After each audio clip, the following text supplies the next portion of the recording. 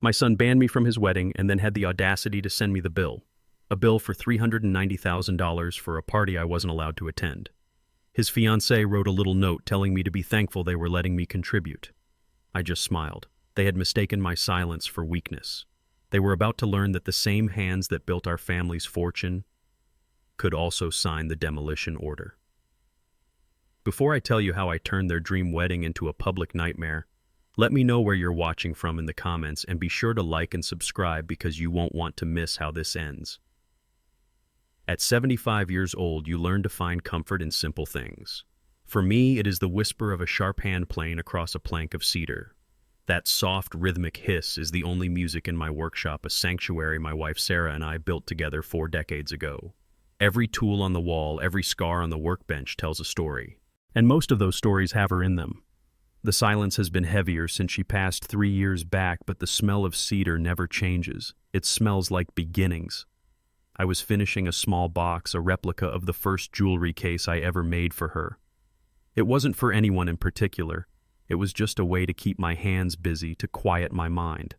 I ran my palm along the smooth grain, feeling its warmth. It is in these moments I feel closest to her. The piece was broken by the squeal of the mail truck's brakes out on the street. A normal sound, but today it felt harsh, out of place. I wasn't expecting anything. The bills are on autopay. The junk mail gets tossed. I sighed, setting my plane down and wiping my hands on my worn leather apron. Probably another tool catalog. I walked outside, the midday Atlanta sun making me squint. The mail carrier, a young man I hadn't seen before, handed me a digital clipboard to sign before passing over a thin white cardboard mailer. It felt strangely formal. The words Priority Express were stamped in bold red ink. "Have a good one, Mr. Blackwood," he said, already heading back to his truck. I stood there for a moment, holding the package. It was light, almost weightless. There was no return address, just my name and home printed in a sharp, modern font. A knot of unease tightened in my gut. It was the same feeling I got when a subcontractor told me everything's fine, while his eyes darted away. Back in the workshop, I placed the mailer on my workbench right next to the unfinished cedar box. The contrast was stark. One a thing made by hand with love, the other something cold and impersonal. I took my utility knife and sliced cleanly through the tape. Inside it was not a letter. It was a 20-page document, spiral-bound in plastic like a corporate presentation. The cover page was glossy, the text printed in a flawless professional script. Wedding and honeymoon expense proposal. Marcus Blackwood and Brittany Cunningham. My heart skipped. I hadn't even received an invitation yet. Marcus had said they were being sent out next week. Maybe this was my son's way of including me in the details. Maybe he wanted my input on the planning. A small flame of hope flickered in my chest. I had been worried about Brittany's influence on him. Maybe I was wrong. I turned to the first page. It was titled Cost Summary. My eyes scanned the first line. Wedding venue, the Serafina Gardens. Platinum package, $120,000. I blinked reading it again. It had to be a typo. But the next line was just as staggering. Catering and beverages for 300 guests, $75,000. My breath caught in my throat. Flowers and decor, $45,000. Photographer and videographer, a film crew from New York, $30,000. Custom designer, attire and rings, $50,000. The numbers started to blur, each one more absurd than the last. I felt a growing sense of detachment, as if I were reading about the lives of strangers from a gossip magazine. This couldn't be my son. My Marcus. The boy who was so proud of his first $10 an hour summer job working for my construction crew. My gaze drifted down the page past a $25,000 line item for a band until it landed on the final entry. Honeymoon. A 3-week stay in an overwater villa in Bora Bora. $45,000.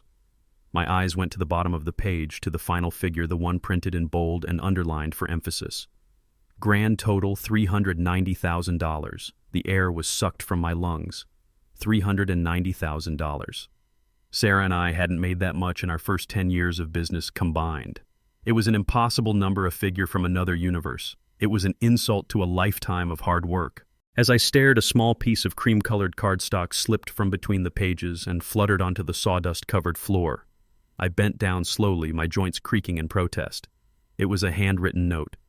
The looping, ostentatious script belonged to Brittany. Mr. Blackwood, it began. Since you won't be attending the wedding, we thought this would be the best way for you to contribute. Please consider this your gift to our happiness. We know you'll want to do the right thing. Best Brittany, since you won't be attending." The words echoed in the sudden ringing silence of my workshop. My hands began to shake. Not from age. It was a tremor that started deep in my chest. I had been banned. Not with a phone call. Not with a conversation.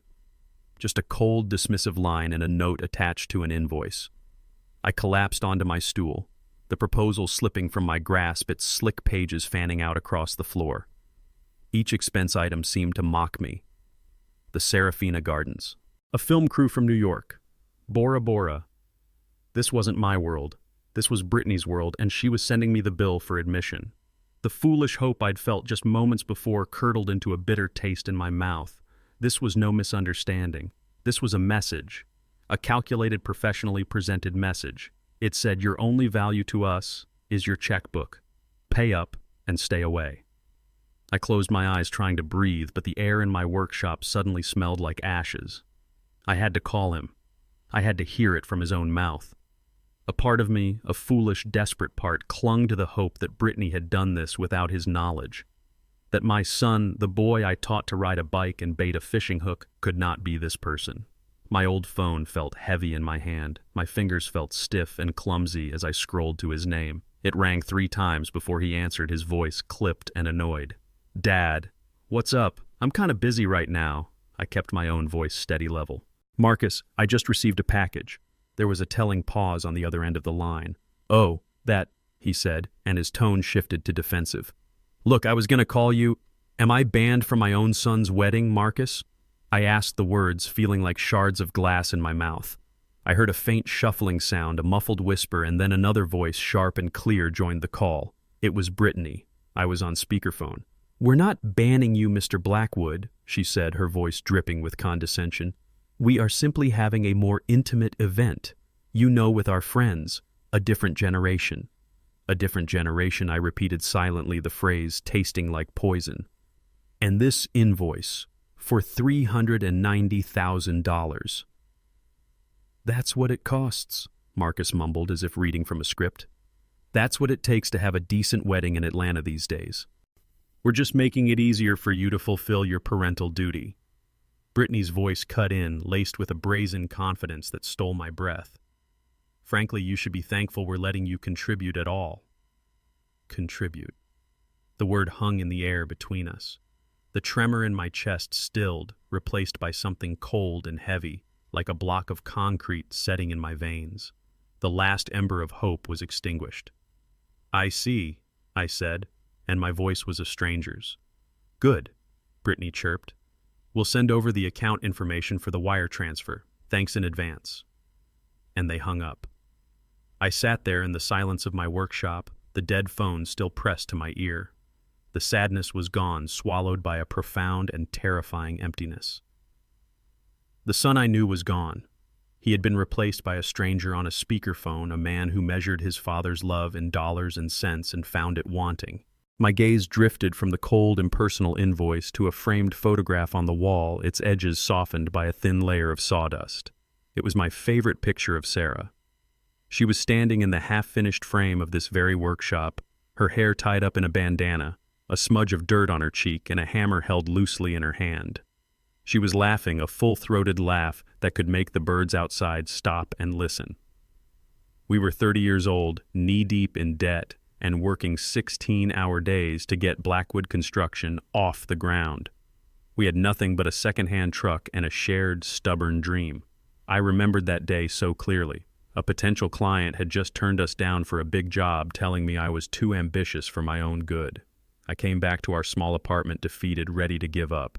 Sarah didn't say a word. She just grabbed my hand, pulled me to the car, and drove us to this empty lot we had been saving for. "We'll build it ourselves first," she said, her eyes shining with a fierce light that always chased away my shadows.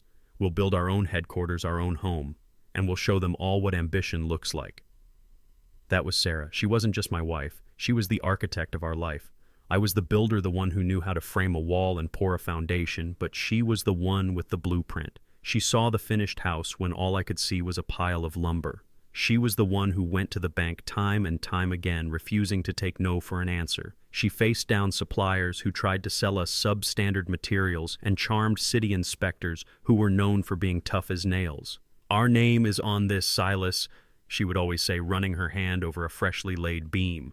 "It has to mean something. It has to mean quality. It has to mean integrity." When Marcus was born, that purpose solidified into a legacy. Every late night, every sacrificed weekend was for him. We weren't just building houses, we were building his future. I remembered bringing him to job sites when he was just a little boy, his eyes wide with wonder at the towering cranes. I gave him his first hammer, a small one with his initial burned into the handle. Sarah would pack our lunches and we'd eat sitting on stacks of drywall, her telling Marcus stories about how every building starts with a single solid stone. "This is all for you one day," she told him, her voice soft but firm. "Not just the company, but the lesson behind it, the knowledge that you can build anything you want in this world, as long as you're willing to work for it with your own two hands." We never just gave him things. Everything was earned. His first car was a 10-year-old pickup he had to help me restore. His college tuition was paid for, but his spending money came from summers spent working with my crews, doing the dirtiest jobs, learning the business from the ground up. Or so I thought. Looking at the invoice again, the one demanding a sum that could fund a dozen college educations, I felt a wave of nausea. Where was the lesson in this? Where was the integrity?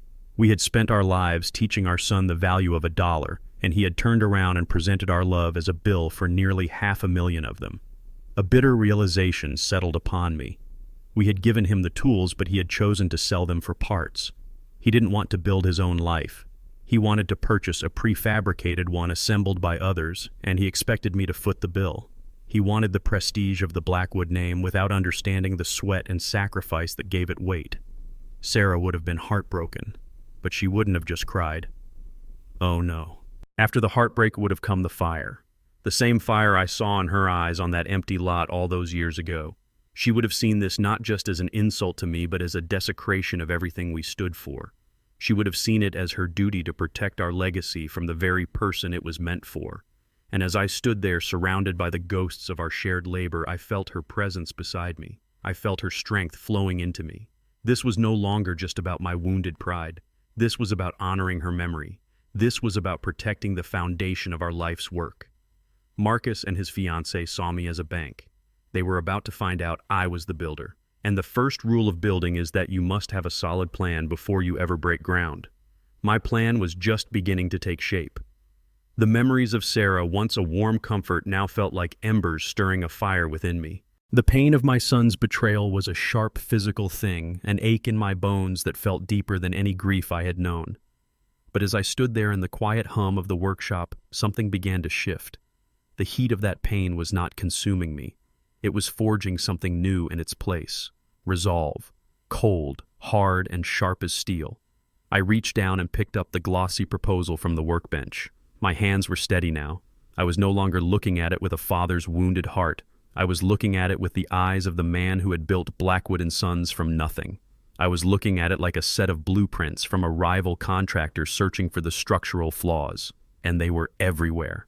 I forced myself to read it again line by line, but this time I wasn't seeing the insults. I was seeing the data. $120,000 for a venue, $75,000 for catering, $45,000 for flowers. They didn't see these as costs. They saw them as symbols. They weren't planning a marriage. They were staging a theatrical production to announce their arrival into a world they felt they deserved. They had written a script where I was cast in a single silent role, the financier. They had handed me an invoice expecting one of two reactions. They either expected me to fight, to yell, to argue about the cost, which would allow them to paint me as a bitter old man standing in the way of their happiness. Or they expected me to fold, to grieve, to write the check with a trembling hand, a defeated father buying a ticket to his own irrelevance. They had prepared for an emotional response. What they had not prepared for was a strategic one. They had made a fundamental mistake. They thought this was a family matter. I was going to treat it as a business transaction. This wasn't an invoice from my son. This was a hostile takeover bid for my legacy submitted by an amateur partnership, and any bid can be countered.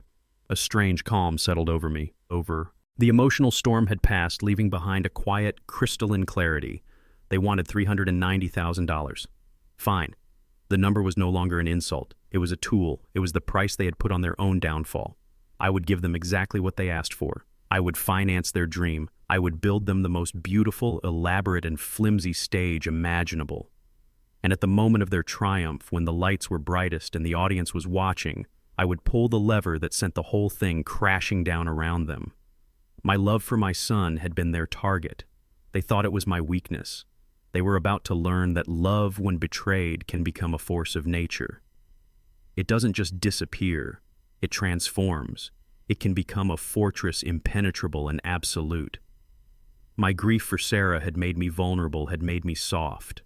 But now the memory of her strength was my armor. This wasn't just about my money or my pride anymore. This was about the name we had built, the values we had cherished. This was about the foundation. Sarah had been right all along. A house is only as strong as its foundation. And the one my son was trying to build was a house of cards resting on quicksand. I wasn't just going to refuse to build it. I was going to expose the rot in its core for the entire world to see. The pain in my chest hadn't vanished, but it now had a purpose. It was no longer a weight, but a fuel source, burning clean and hot, powering a machine that was just now clicking to life. My mind, which had felt clouded by sadness for 3 long years, was now sharp, calculating, seeing every angle, every vulnerability, every step of the path ahead. They had declared war, and in their arrogance they had handed me their entire battle plan. My decision was made. The analysis was complete. It was time for action. I stood up, my movements no longer weary but deliberate. I walked to the old fireproof filing cabinet that stood in the corner of the workshop, a relic from my first office. It was coated in a fine layer of sawdust, untouched for years. My fingers, steady and sure, found the familiar grooves of the combination lock. The metallic clicks of the tumblers falling into place were the loudest sounds I had heard all day, each one a step away from the man I had been this morning. I swung the heavy door open. A faint smell of old paper and ink filled the air. Inside, neatly filed away, was the tangible history of my life's work. The deed to this house and the land it sat on, paid in full 30 years ago. The original hand-signed incorporation papers for Blackwood & Sons Construction. And nestled in the back, a thick folder containing the trust Sarah and I had established for Marcus when he turned 18. A trust whose terms and conditions I recalled with a grim satisfaction I had the sole and absolute power to amend. I pulled the folder out, its weight feeling solid and real in my hands. This was not an invoice based on fantasy and entitlement. This was a foundation built on sweat and foresight. This was real power. I closed the cabinet door with a solid, definitive thud that echoed in the quiet space. I took out my phone. My thumb scrolled through my contacts, gliding right past the name Marcus, without a flicker of hesitation.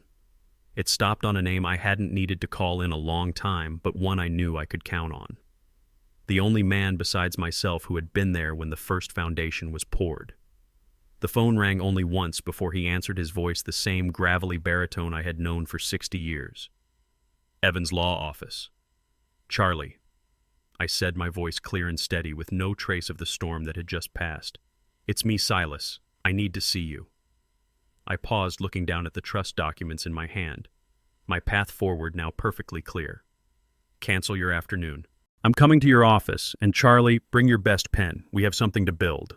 Charlie Evans' law office was a world away from my workshop, where my space was filled with the smell of sawdust and the organized chaos of well-used tools. His was a sanctuary of polished mahogany, the scent of old leather-bound books, and a silence that felt heavy with the weight of confidential histories. Charlie greeted me at the door himself, his usually jovial face creasing with concern the moment he saw me. We had been friends since we were boys, throwing rocks in the same dusty Georgia creek. He knew my face better than I knew my own, and he could see the storm that had just passed through it. Silas, he said, his voice a low rumble. Come in. Sit down. What in the hell is wrong? He led me past his secretary and into his private office, a corner room with a sweeping view of the Atlanta skyline. He closed the door firmly behind us. I didn't take the plush leather chair he offered. Instead, I walked to his expansive desk, cleared a space among the neat stacks of legal files, and laid the spiral-bound proposal down on the gleaming wood. I didn't say a word. I just tapped the cover with my index finger. Charlie leaned over his reading glasses perched on the end of his nose. He read the title, a small frown forming on his lips.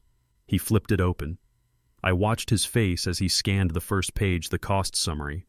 I saw his eyebrows shoot up. I saw his mouth tighten into a thin, hard line. He took a step back, pulling his glasses off and rubbing his eyes as if to clear them. He looked from the document to me and back again. $390,000. He whispered the words barely audible. Silas, what is this? It's a bill, I said, my voice flat and even. He kept staring at the paper, then picked up the small cream-colored note from Brittany that had fallen out. He read it and a dark flush crept up his neck. His expression shifted from disbelief to a slow-burning rage. I had only seen him truly angry a handful of times in our 60-year friendship, and this was one of them. He looked up at me, his eyes blazing. Since you won't be attending, he choked out, his voice thick with fury. They banned you from the wedding and then sent you the bill, that little gold digging. He stopped himself, taking a deep, shuddering breath. He began to pace behind his desk like a caged lion. That ungrateful whelp. After everything you and Sarah did for him, everything, I swear, Silas, I'll have him disowned. We can cut him out of the trust, the will, everything right now. We can sue them for emotional distress, extortion. He was a good friend.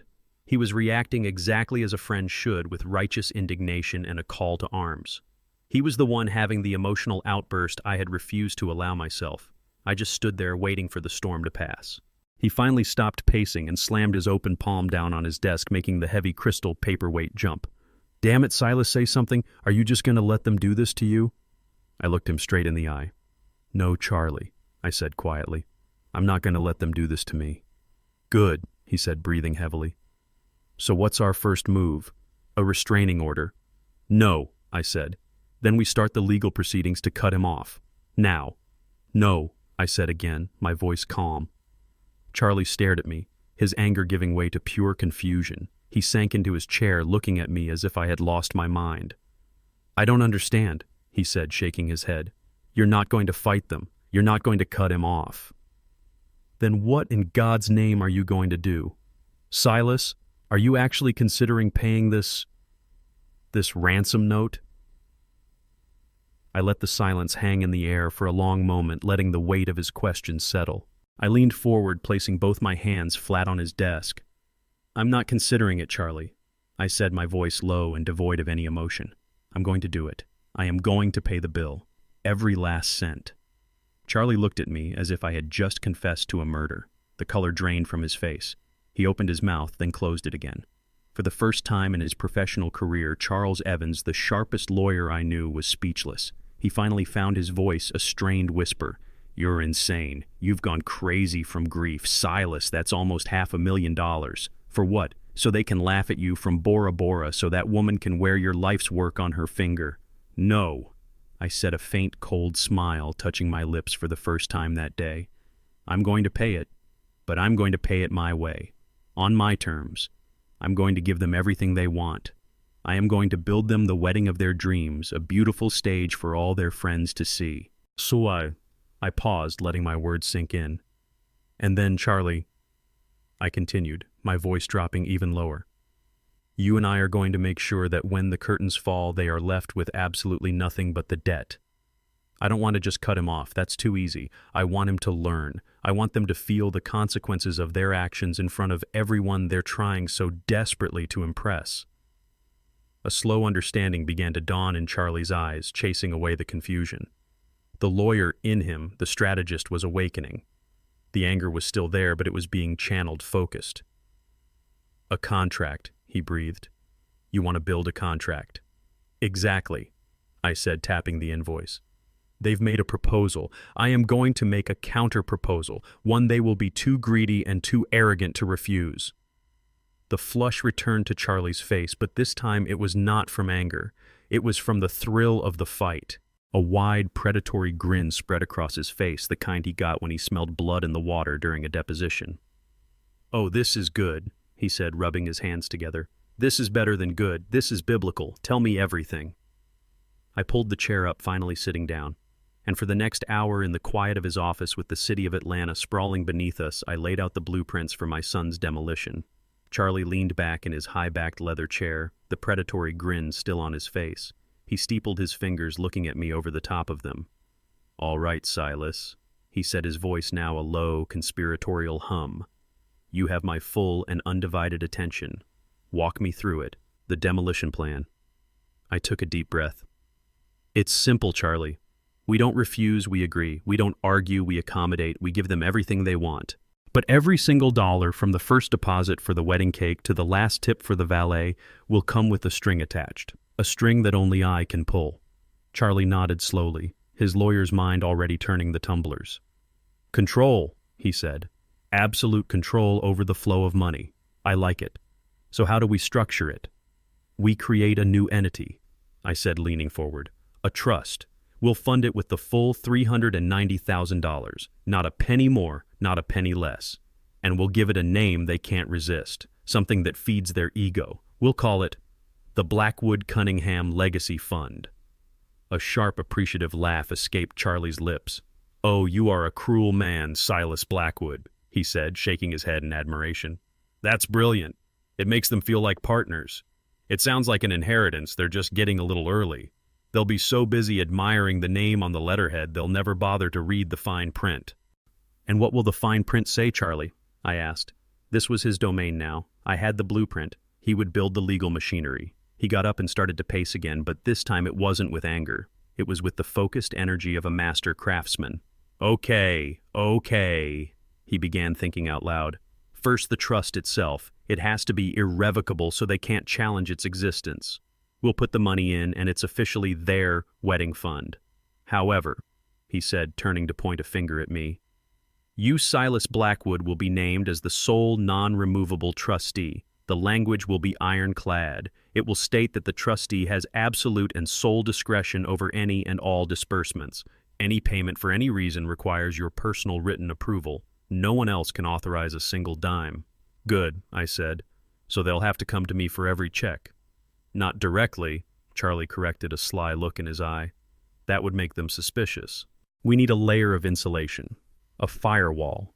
All communication, all invoices, all contracts must be submitted in writing to the trustee's legal representative, me." My respect for my friend deepened. He wasn't just building a wall, he was building a maze. "So they'll be dealing only with you." "Exactly," he said, warming to the theme. "They'll send me the vendor contracts. I'll review them. And this," he said, stopping his pacing and leaning on the desk, "is where the real trap is laid. Before we send the contracts back to them for their signatures, we will add a few custom addendums, little clauses buried in the legal jargon that their high-priced wedding planner will never notice, and they'll be too arrogant to read themselves." He started ticking points off on his fingers. 1. The personal liability clause. "We'll insert a line into every single vendor contract that states that in the event the Blackwood Cunningham Legacy Fund is unable or unwilling to provide final payment for any reason, the full financial liability for the outstanding balance reverts to the signatory of the contract. Marcus." I said the name, tasting like ash. "Marcus," Charlie confirmed with a grim nod. "He'll be so excited to sign his name on a $50,000 catering bill he won't even realize he's putting his own financial future on the line." 2, Charlie continued, "the final payment stipulation. Every contract will specify that while deposits will be paid in advance, the final largest payment, usually about 75% of the total, is due in full no later than 24 hours prior to the event or service. And we'll add that failure to meet this deadline results in immediate non-negotiable cancellation of all services with all prior deposits forfeited." "So on the day of the wedding," I began, "the caterers won't cook, the band won't play, and the flowers won't arrive unless that final payment is cleared." Charlie finished, his grin returning. "And who has the sole discretion to approve that final payment?" "I do," I said, the cold resolve hardening in my gut. "Precisely. And 3, just for good measure, we'll call it the publicity clause. A small line stating that the events financed by the fund are considered private, and any unauthorized media presence or recording can be considered a breach of contract." "Why that?" I asked. "So that when the whole thing implodes," Charlie said, his eyes gleaming, "and they try to spin some story to the press or on social media about the poor mistreated couple whose father ruined their wedding, we can hit them with a breach of contract lawsuit. It takes away their ability to control the narrative. We will be the only ones telling the story. I sat back stunned by the beautiful, brutal efficiency of it all. It was a perfect legal cage constructed from their own greed and arrogance. Every bar, every lock was a direct consequence of their own demands. They were going to walk into the trap not just willingly, but eagerly convinced it was a palace built in their honor. So the plan is this, Charlie summarized, grabbing a legal pad and a pen. Step 1, I draft the trust documents for the Blackwood Cunningham Legacy Fund today. Step 2, you call Marcus and Brittany and tell them with all the grace of a loving father that you have seen the error of your ways, and you will be honored to fund their wedding via this magnificent trust you've created in their name. Step 3, you instruct them that to make things easy, all paperwork must be funneled through my office. Step 4, he said, scribbling furiously, we sit back, approve the small deposits, amend the contracts, and let them build their own scaffold. And step 5. He looked up at me, his expression deadly serious. On the day before the wedding, you, my friend, turn off the money tap, and we watch. I nodded slowly. That's the plan. It was a declaration of war disguised as an act of surrender, a demolition order disguised as a building permit. It was the only language my son and his fiancée seemed to understand, the cold, unforgiving language of contracts and consequences. For the first time in 3 years, I felt the heavy cloak of grief begin to lift, replaced not by happiness, but by a powerful, unyielding sense of purpose. I was no longer just a father. I was a client, and I had the best damn lawyer in Atlanta on my side. I let a full day pass after my meeting with Charlie. The trust documents were being drafted, the legal machinery was grinding into motion, and I needed the time to prepare myself for the role I was about to play. This next step required more than just strategy. It required a performance. I had to be believable. I had to be the loving, slightly defeated father they expected me to be. I sat at my kitchen table, the morning light streaming in, holding a lukewarm cup of coffee. The invoice, now a key piece of evidence in my own quiet war, lay in a folder next to me. I had practiced the conversation in my head a dozen times. I knew what I needed to say, and more importantly, how I needed to sound. My voice couldn't hold any of the cold resolve I felt. It had to be tinged with resignation, with a weary desire for peace. I took a deep breath, picked up my phone, and dialed Marcus's number. He answered on the second ring, his voice wary. "Dad, Marcus," I said, my voice carefully measured. "Is Brittany there with you? I'd like to speak to you both, if I may."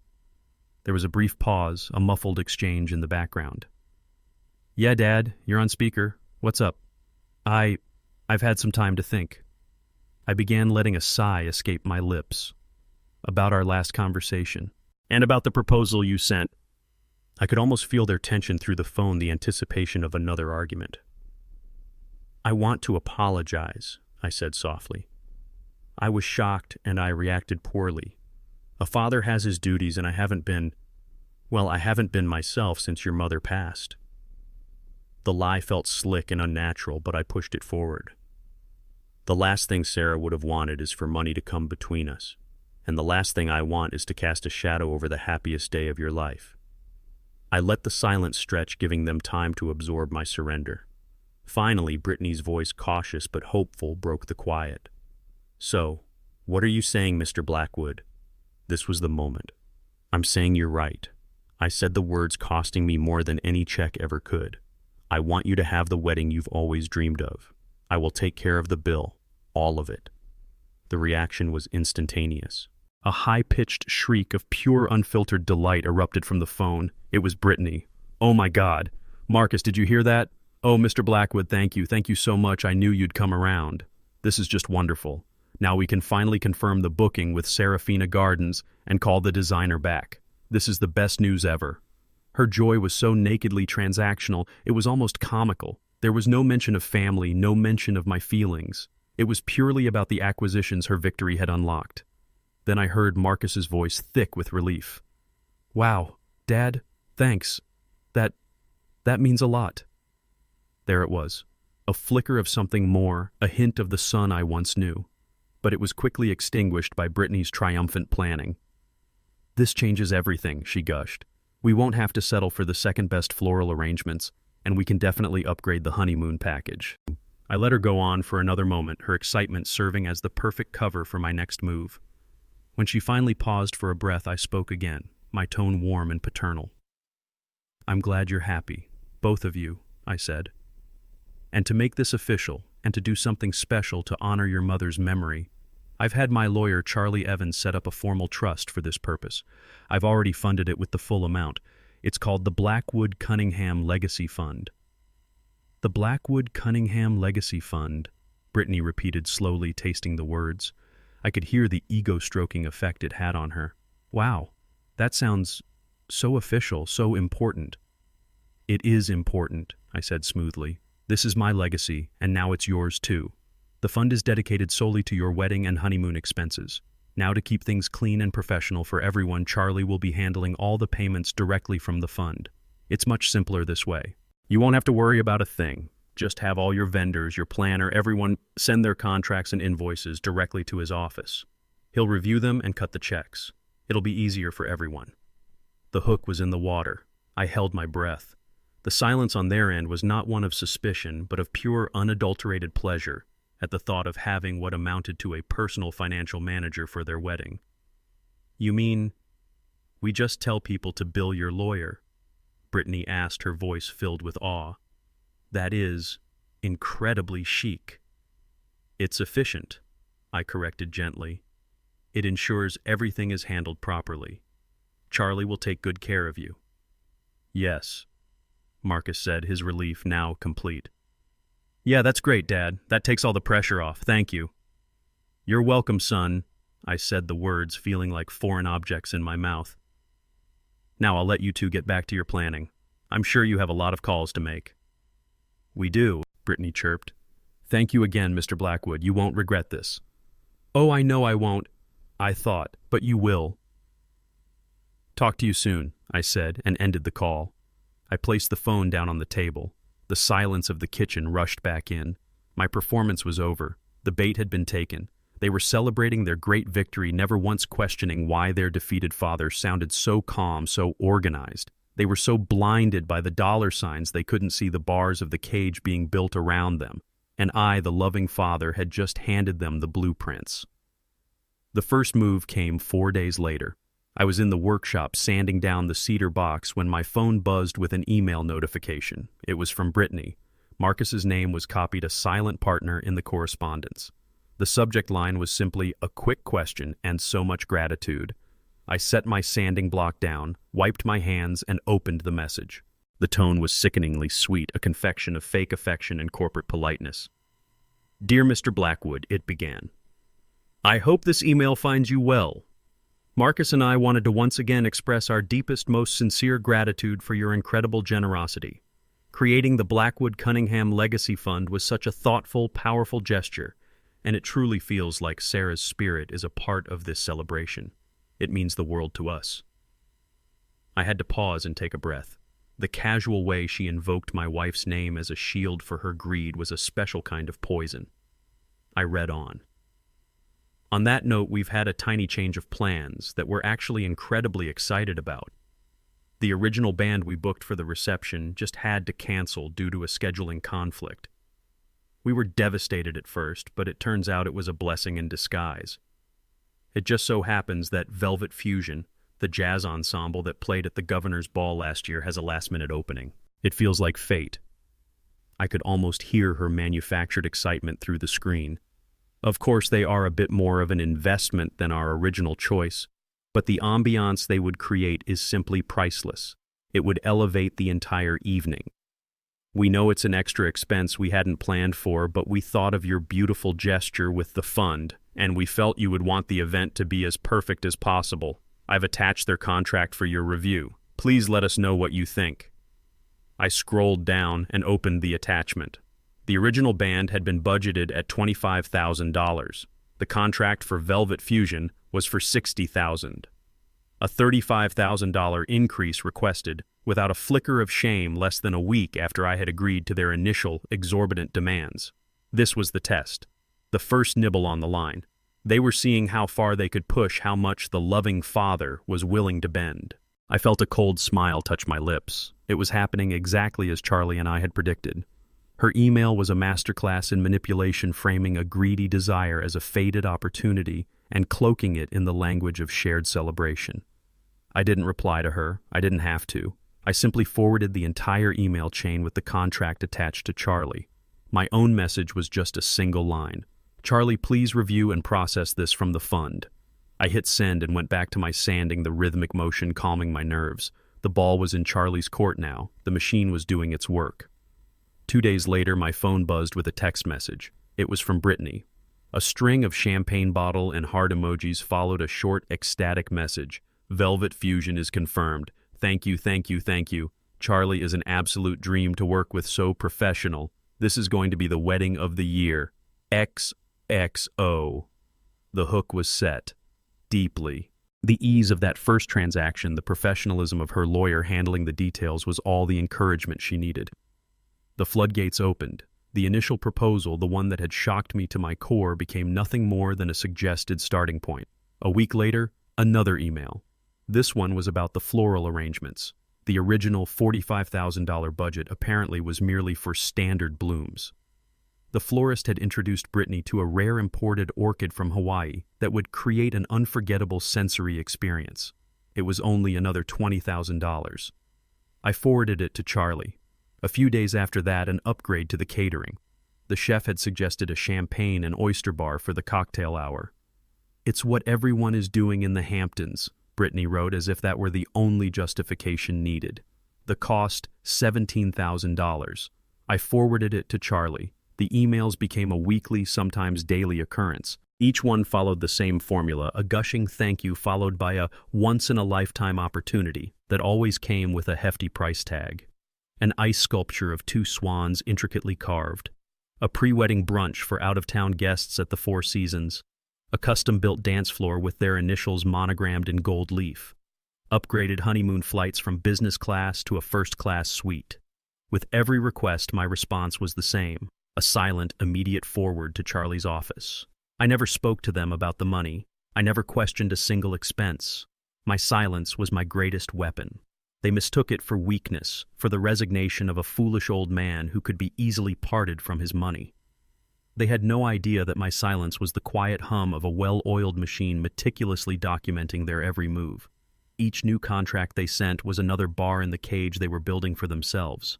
Charlie would receive the documents, his paralegals would redraft them with our special addendums and send them back for Marcus's signature.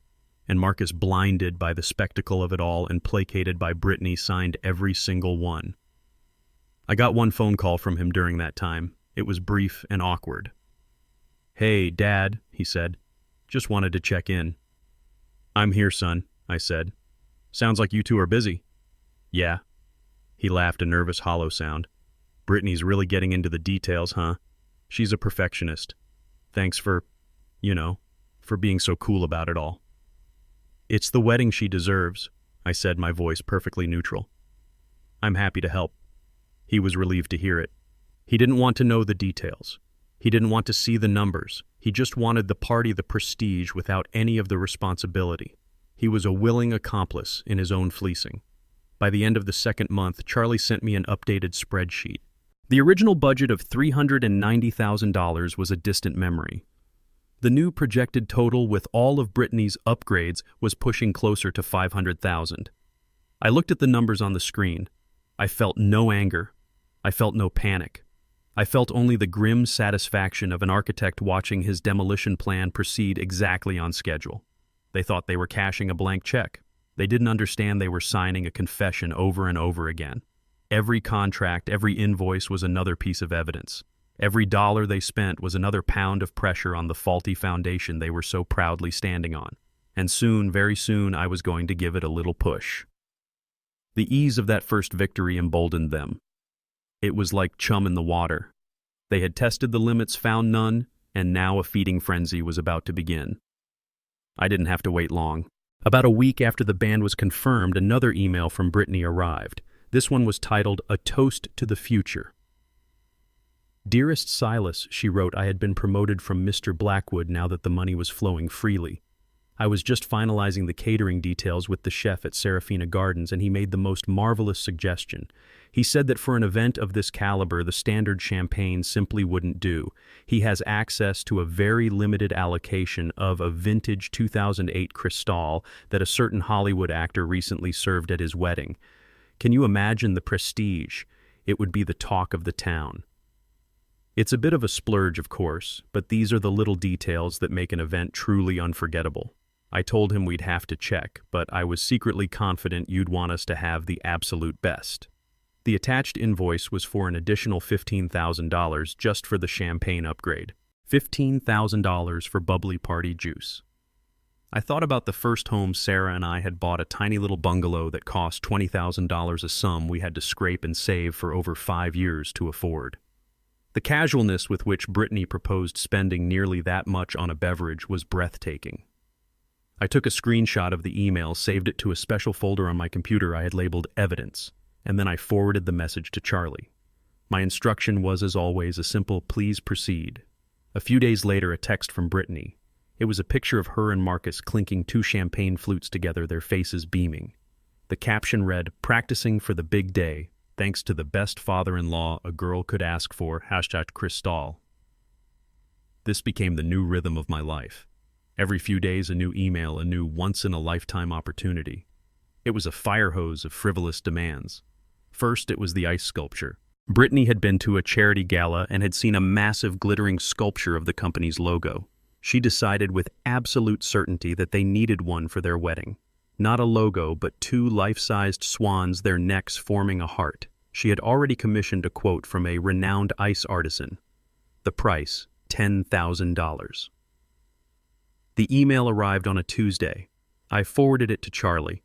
The deposit was paid on a Thursday. Then came the expansion of the event itself. The original plan was for a wedding. Now Brittany decided it needed to be a wedding weekend. This, she explained in a long and rambling email, was necessary to properly host their many important guests who were flying in from out of town. It would start with a welcome cocktail soiree on Friday night, then a bridal luncheon on Saturday for her and her friends, and finally a farewell brunch on Sunday morning. Each event required its own venue, its own catering, its own floral arrangements. She had already taken the liberty of getting proposals for all 3. The total for these additional parties came to just over $60,000. This was a significant escalation. It was no longer about upgrading existing items. It was about adding entirely new, monumentally expensive events to the schedule. This was a true test of my resolve. For a moment, a flash of the old anger returned, but I pushed it down. A builder does not get angry at his materials. He simply uses them. I forwarded the proposal to Charlie. That evening, Charlie called me. His voice was strained. "Silas, are you reading these?" he asked without any preamble.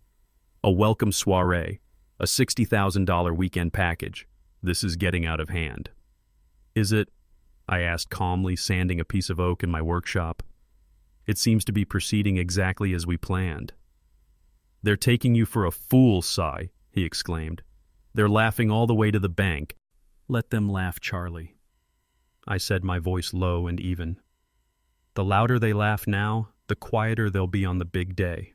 Are our clauses in the new contracts?" "Of course," he grumbled. "Ironclad. Marcus is personally on the hook for every single canapé and cocktail napkin." "Then the plan is working," I said. "Keep approving the deposits, Charlie. Let them build their castle as high as they want. The fall will be that much greater." My calm seemed to unnerve him, but he agreed. The approvals continued. The final, most audacious request came about a month before the wedding. It was about the honeymoon. The overwater villa in Bora Bora, the one that cost $45,000, was apparently no longer sufficient. Brittany had discovered that the resort had a single exclusive presidential villa.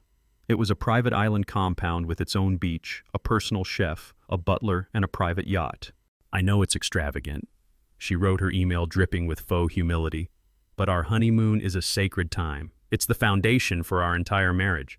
Don't you think our foundation should be as strong and as beautiful as possible?" The audacity of her using my own metaphor against me was almost impressive. The upgrade would cost another $30,000. I didn't even hesitate. I forwarded it to Charlie.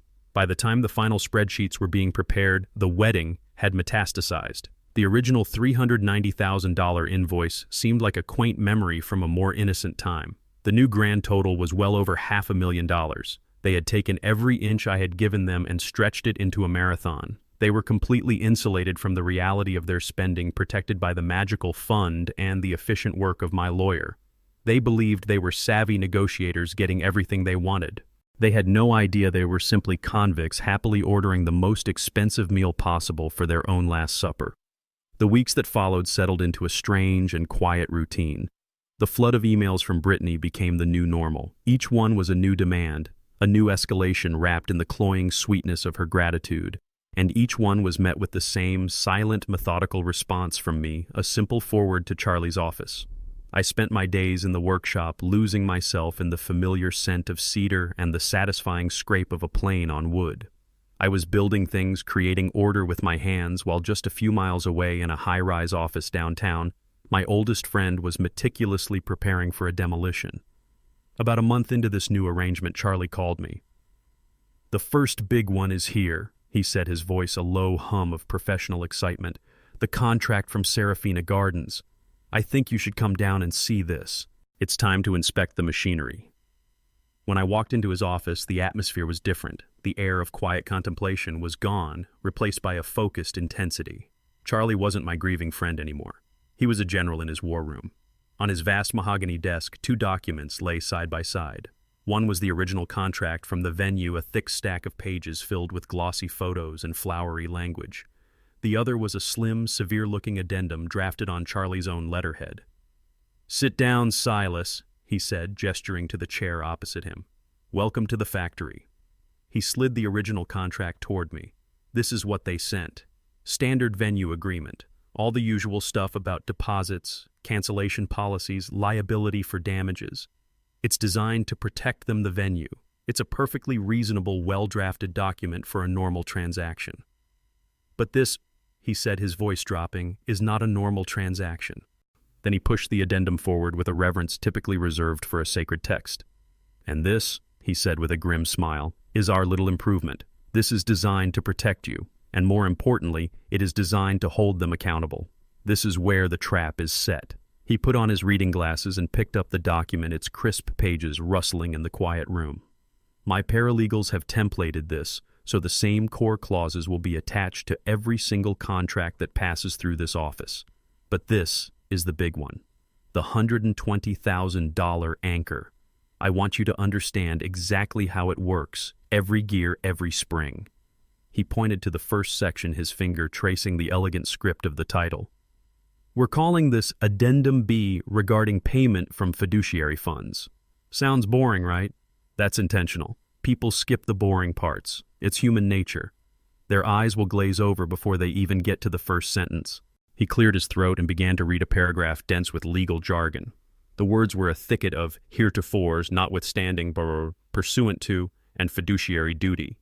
It was a language designed to be impenetrable to the layman, a wall of text that actively discouraged reading. When he finished, he looked up at me over his glasses. "In English," he said, a teacher translating a dead language, "that little paragraph does 2 very important things. First, it legally defines the Blackwood-Cunningham Legacy Fund as the primary but not sole source of payment. That distinction is critical. Second, it establishes you, Silas Blackwood, as the sole and non-removable trustee with absolute and final discretion over any and all disbursements. The language is ironclad. It essentially makes you the bank, a bank with a single executive officer who answers to no one." I nodded slowly, admiring the cold efficiency of the language. It was like a perfectly joined piece of wood, seamless and strong. "But that's just the setup," Charlie continued, his excitement growing. "That's the foundation. The real teeth are in the next 2 clauses. These are the load-bearing walls of our entire structure. Clause 2A, the personal liability covenant." He read another paragraph even denser than the first, a verbal labyrinth of indemnification and personal guarantees. "And this one," he translated, a glint of predatory light in his eyes, "is my personal favorite. It says that the signatory of the contract, in this case, your son Marcus, agrees that in the event the fund is unable or unwilling for any reason whatsoever to provide payment, he, Marcus Blackwood, becomes personally and solely responsible for the entire outstanding balance. Not you, not the fund. Him. We even included language that specifies that this personal liability is absolute and cannot be discharged by claims of duress or misunderstanding.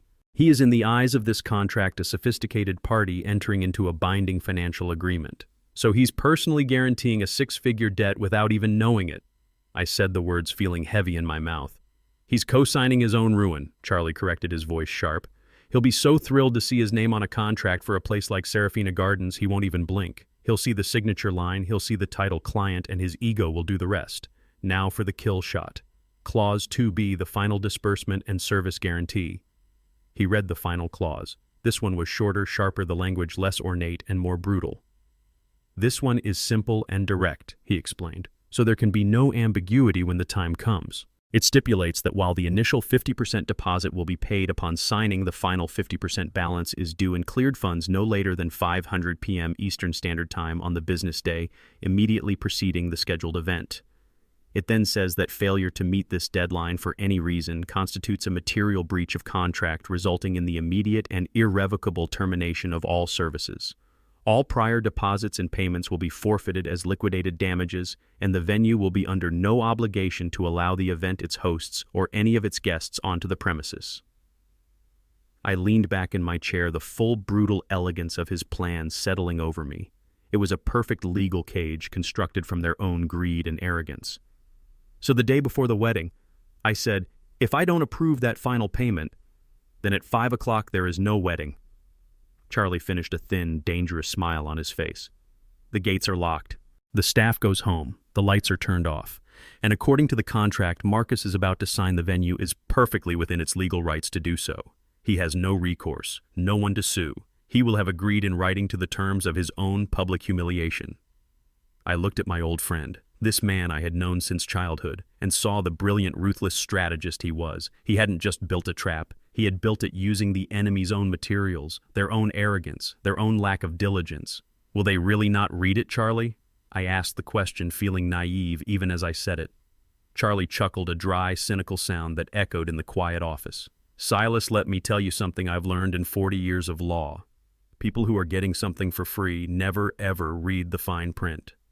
Caution is a luxury you can't afford when you're blinded by greed. They'll see the official letterhead from my firm. They'll see the big, impressive words. They'll assume it's all standard procedure, just boring legal stuff to protect the legacy fund. Brittany will tell Marcus to just sign it so they can get on with the more important business of tasting cakes and picking out flowers. And he will, every single time. He picked up the amended contract and slid it into a fresh courier envelope. The crisp sound of the paper was like the cocking of a rifle. My secretary has the templates ready, he said. The florist contract came in this morning. The photographer from New York sent theirs yesterday. The $60,000 jazz band. They're all getting the same treatment. We're running an assembly line here. Each contract Marcus signs is another nail in the coffin he's building for himself. A coffin lined with silk and imported orchids, but a coffin nonetheless. He sealed the envelope and placed it in the outgoing mail tray on his desk. The gesture was casual, but it felt momentous. This goes back to them this afternoon, he said. Now we just wait for the signature. I stood up and walked to the large window overlooking the city. Cars moved like blood cells through the arteries of the metropolis below. Everyone down there was in a hurry, chasing something. Money, status, happiness. My son was one of them. He was chasing a version of life he saw in magazines, and he was willing to trade his own father's legacy to get it.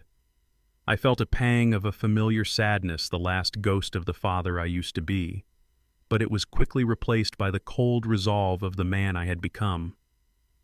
Thank you, Charlie, I said, not turning from the window. It's a fine piece of work, a solid foundation. Don't thank me yet, he said from behind me, his voice a low growl. The real work hasn't even begun. But don't you worry, Silas. When this is all over, they'll have learned a very valuable lesson in construction. Never, ever build your house on a foundation of lies. The email from Charlie arrived the next afternoon. The subject line was a single triumphant word, hooked. Attached was a scanned PDF. I opened it. It was the amended contract for the Serafina Gardens, all 25 pages of it. And there on the final page, next to the line designating him as the client and personal guarantor, was my son's signature, Marcus Blackwood. It was a careless, confident scrawl, the signature of a man who had never had to worry about the consequences of his own name. Charlie told me they had returned it in less than 24 hours. There was no way they could have read it, let alone understood it. In my mind's eye, I could see the scene as clearly as if I had been there. I have spent my life understanding how people behave, how they think, and I knew my son and his fiancée all too well. I pictured them holding court on the rooftop terrace of some chic downtown hotel, the Atlanta skyline sprawling behind them like a conquered territory. They wouldn't be alone. They would be with friends, another couple, just like them, named Chad and Tiffany, perhaps people whose admiration they desperately craved. The late afternoon sun would be glinting off their expensive watches and designer sunglasses. The conversation would be a performance, a carefully curated recital of their recent acquisitions and social triumphs. In the middle of this performance, a uniformed courier would approach their table holding a sleek black portfolio. This in itself was part of the show. Brittany would look up, a small theatrical sigh of pleasant annoyance on her lips. "Oh, that must be from the lawyer," she would announce to the table, loud enough for those nearby to hear.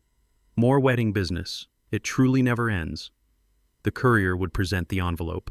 Brittany would open it with a flourish, her perfectly manicured nails slitting the seal. She'd pull out the thick stack of papers and glance at the cover letter from Charlie's firm, her eyes lighting up, not at the legal details, but at the prestigious downtown address on the letterhead.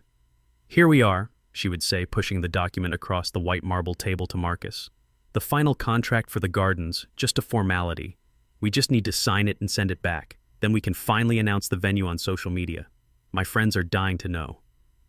Marcus, in my imagination, would have that flicker of due diligence, that faint, dying echo of the lessons I had tried to teach him.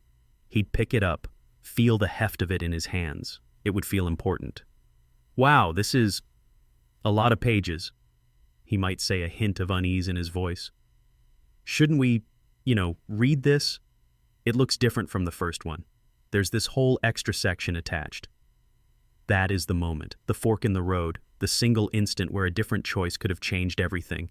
But I could see Brittany's reaction, as well as if I were sitting right there. A dismissive wave of her hand, an exasperated sigh that was both playful and deeply condescending. "Oh, Marcus, don't be so tedious," she would say, smiling sweetly at their friends, making him the butt of a gentle inside joke. "It's a standard contract from a major venue, and it's all being handled by your father's lawyer. Do you really think they'd put something weird in there? It's just boilerplate, legal stuff." "But," he might insist weakly, his voice already losing conviction. "It's $120,000, Britt. Maybe I should just—" "Honey," she would interrupt, her voice firm, but still smiling. "The courier is waiting, and our friends are waiting, and this champagne isn't going to drink itself. Are you seriously going to spend the most beautiful afternoon reading fine print, or are you going to help me choose the filter for our announcement picture?" She would turn to their friends. "He's so adorably old-fashioned, isn't he? He gets it from his father. They love their details." Chad would laugh. "Dude, just sign it. If your dad's footing the bill, his lawyer's got it covered. Wish my old man was like that." And that would be it. The fight, if you could even call it that, would be over. The fear of being seen as tedious, as difficult, as uncool in her eyes and in front of his friends would be far greater than his fear of signing a legal document he didn't understand. Brittany would produce an absurdly expensive-looking fountain pen from her purse. "Here," she would say, "use the good one. This is a moment to celebrate." Defeated Marcus would take the pen, and with a sigh of resignation that was part relief and part surrender, he would scrawl his name on the line. He wouldn't see the words printed just below it, "personal guarantor." He would only see a space that needed to be filled to make the problem go away, to make Brittany happy, to get back to the party. He would sign his name, and in doing so, he would hand me the keys to his future. The courier would take the portfolio, and the four of them would raise their glasses. "To the wedding of the century," Chad would shout. "To the Blackwood Cunningham legacy," Brittany would add with a triumphant glance at Marcus. I knew this scene, or one very much like it, had happened, because it became a pattern. A week later, the contract for Velvet Fusion arrived at their condo. This time, I pictured them signing it over cocktails in their living room, music playing in the background as they got ready to go out for the night. They were celebrating their own cleverness, laughing at how easy it all was. Marcus probably didn't even glance at the pages just signed where Brittany pointed, his judgment clouded by expensive whiskey and the thrill of their new life. Then came the caterer's contract with its $17,000 oyster bar. I imagined them signing it in the back of an Uber on the way to a gallery, opening the document illuminated by the glow of their phones as they checked their social media feeds. The florist, the photographer, the ice artisan, the welcome brunch. Each one came with Charlie's carefully crafted addendum. Each one was returned with Marcus's oblivious signature. It was a parade of carelessness, a testament to the blinding power of greed. They were so busy performing the role of wealthy, important people that they couldn't be bothered with the actual work of it. They wanted the castle, but they refused to inspect the foundations. I, on the other hand, had spent a lifetime inspecting foundations. It was the core of who I was. Before I ever laid a single brick, I would study the blueprints for hours, walk the ground, test the soil. I knew that a single miscalculation at the start could lead to a catastrophic failure at the end. My son saw my caution as a weakness of an older generation, a tedious obsession with details in a world that moved too fast. He didn't understand that the details were the only thing that mattered. The details were the difference between a house that stands for 100 years and one that collapses in the first strong wind. With every signed contract that Charlie forwarded to me, a quiet, heartbreaking tragedy was playing out in a series of PDF attachments. My son was surrendering his life piece by piece, and he didn't even know it. He was so focused on the party, he never once thought about who would have to clean up the mess. And now all the documents were signed. All the nails had been hammered into place. The beautiful, fragile structure of their dream was complete, and they stood inside it, admiring the view, never once noticing the demolition charges that had been built into its very walls. Of all the signed contracts that eventually made their way to Charlie's secure files, there was one that I often found myself thinking about. It was the contract for the Welcome Weekend, the $60,000 edition that ballooned the budget and the scope of the event into something truly monstrous. It was the moment the project moved from merely extravagant to grotesquely excessive. And I have to believe for my own peace of mind that it was the moment my son felt his first true pang of doubt. The moment a warning bell, however faint, went off in the back of his mind, and the moment he chose to ignore it. I wasn't there, of course, but I can picture the scene. I imagine it happening on a Sunday afternoon in their new minimalist condo, a place paid for by one of my earlier, more foolish checks. Boxes from designer stores would be stacked in the corners, fabric swatches for table linens fanned out across the glass coffee table. The air would be thick with the scent of expensive candles and the low thrum of some trendy ambient music. They would not be relaxing. They would be working. Their work was the curation of their own image. The courier would have just left. The thick contract for the weekend package would be sitting on the table, another trophy of their successful negotiation with my bank account, and Marcus would pick it up. I see him sinking into the white leather sofa, the document feeling unnervingly heavy in his lap. He'd flip through the pages, not reading but sensing the sheer volume of the commitment. He'd see the cost breakdown for the cocktail soiree, the line item for the custom floral arrangements for the brunch, the fee for the private room at the hotel, and something finally would give him pause. "Britt," he would say, his voice quiet, uncertain. "Another one. This is a lot. $60,000 for a brunch and a cocktail party. The original budget for the whole wedding wasn't much more than this a few months ago." Brittany, I imagine, would be across the room scrolling through a wedding photographer's Instagram feed on her tablet, completely absorbed. She'd look up annoyed at the interruption, her smile tight. "It's an investment in our social capital, honey," she'd say, using one of the phrases she'd picked up from a business magazine. "These are important people. We have to host them properly." "I know, but..." he would continue, pushing forward against his own discomfort. "And this addendum from Charlie's office. It's on every single contract. Did you ever actually read it? It just feels like, I don't know, maybe I should have Charlie's office walk me through what it all means before I sign another one. This is it. This is the moment. The final off-ramp on the highway to disaster. He is explicitly suggesting he should understand what he's signing. For a split second, the son I raised, the one I taught to measure twice and cut once, is present in that room. But Brittany would have none of it. Her reaction would be swift, a masterclass in emotional manipulation. She wouldn't get angry. Anger was crude. She would get hurt. She'd put down her tablet with a theatrical sigh, her face a mask of wounded disappointment. "Are you serious, Marcus?" she would ask, her voice soft and laced with disbelief. After all the work I've put into this, I am on the phone 12 hours a day, coordinating with a dozen different vendors, managing every tiny detail to create the most important weekend of our lives, and you're sitting there questioning me over some boring paperwork. He'd immediately start to backtrack. No, that's not what I mean. I just think it's just legal stuff, honey. She'd cut him off, her tone shifting to one of condescending reassurance.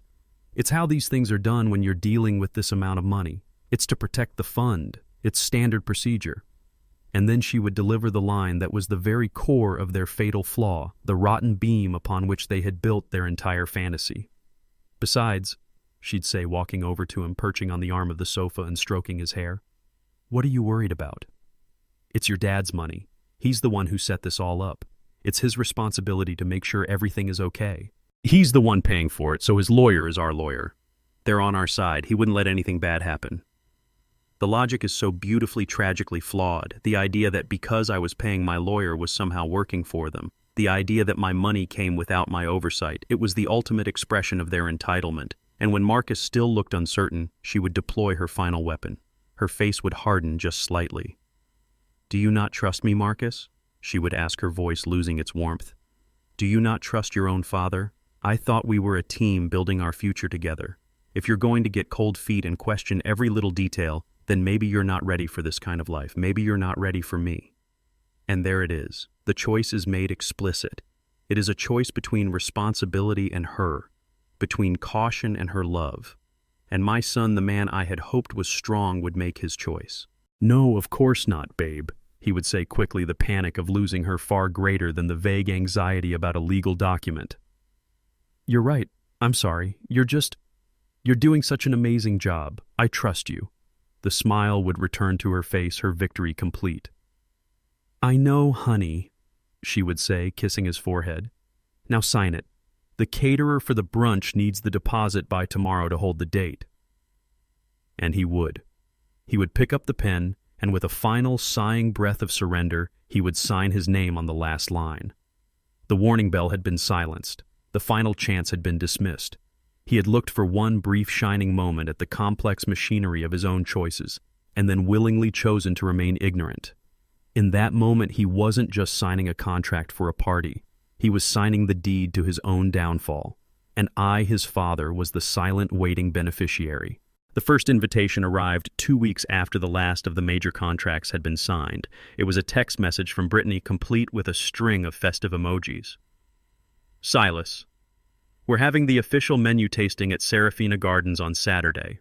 The chef is preparing a special presentation for us. We would be absolutely honored if you would join and give us your wisdom. XO. The word wisdom was a masterstroke of casual condescension. She didn't want my wisdom. She wanted an audience. She wanted the man who was funding the spectacle to be present to witness her ascension, to applaud her impeccable taste. It was a summons disguised as an olive branch. And it was the perfect opportunity for the next phase of my plan. This was the moment I had to move from being the silent, distant benefactor to the engaged, doting father. I had to step onto their stage and play my part. I texted back a simple, humble reply. I would be delighted. Thank you for including me. I spent the next 2 days preparing. This wasn't just a lunch, it was a performance. I chose my clothes with care, not a suit which would seem too formal, but a pair of well-pressed trousers, a crisp button-down shirt, and a soft cashmere sweater. I wanted to look like a man of quiet, respectable wealth, a man who was comfortable but not flashy, a man they could believe was happily retired and ready to open his wallet for his only son's happiness. But my most important preparation was internal. I had to lock away the cold, calculating strategist and become for a few hours the man they believed I was, a lonely old widower, slightly remorseful for his initial hesitation and now eager to make amends. I had to find a way to smile at them without letting the contempt show in my eyes. When I arrived at Serafina Gardens, I understood immediately why it cost so much. It was less a venue and more a private kingdom. Manicured lawns swept down to a shimmering lake. Fountains sculpted from Italian marble graced the entrance. I was met by a valet who looked like a model and a hostess who spoke in a reverent whisper. She led me through a grand ballroom with soaring ceilings and crystal chandeliers to a private tasting room. And there they were. The happy couple. Marcus was standing awkwardly by the window, looking out of place in a designer blazer that was too tight in the shoulders. Brittany, however, was in her element. She was holding court with the wedding planner, a severe-looking woman with a clipboard, and a tall, impeccably dressed man who I presumed was the head chef. Standing next to Brittany, looking like a slightly older, more brittle version of her, was a woman I recognized from photographs, her mother Carol.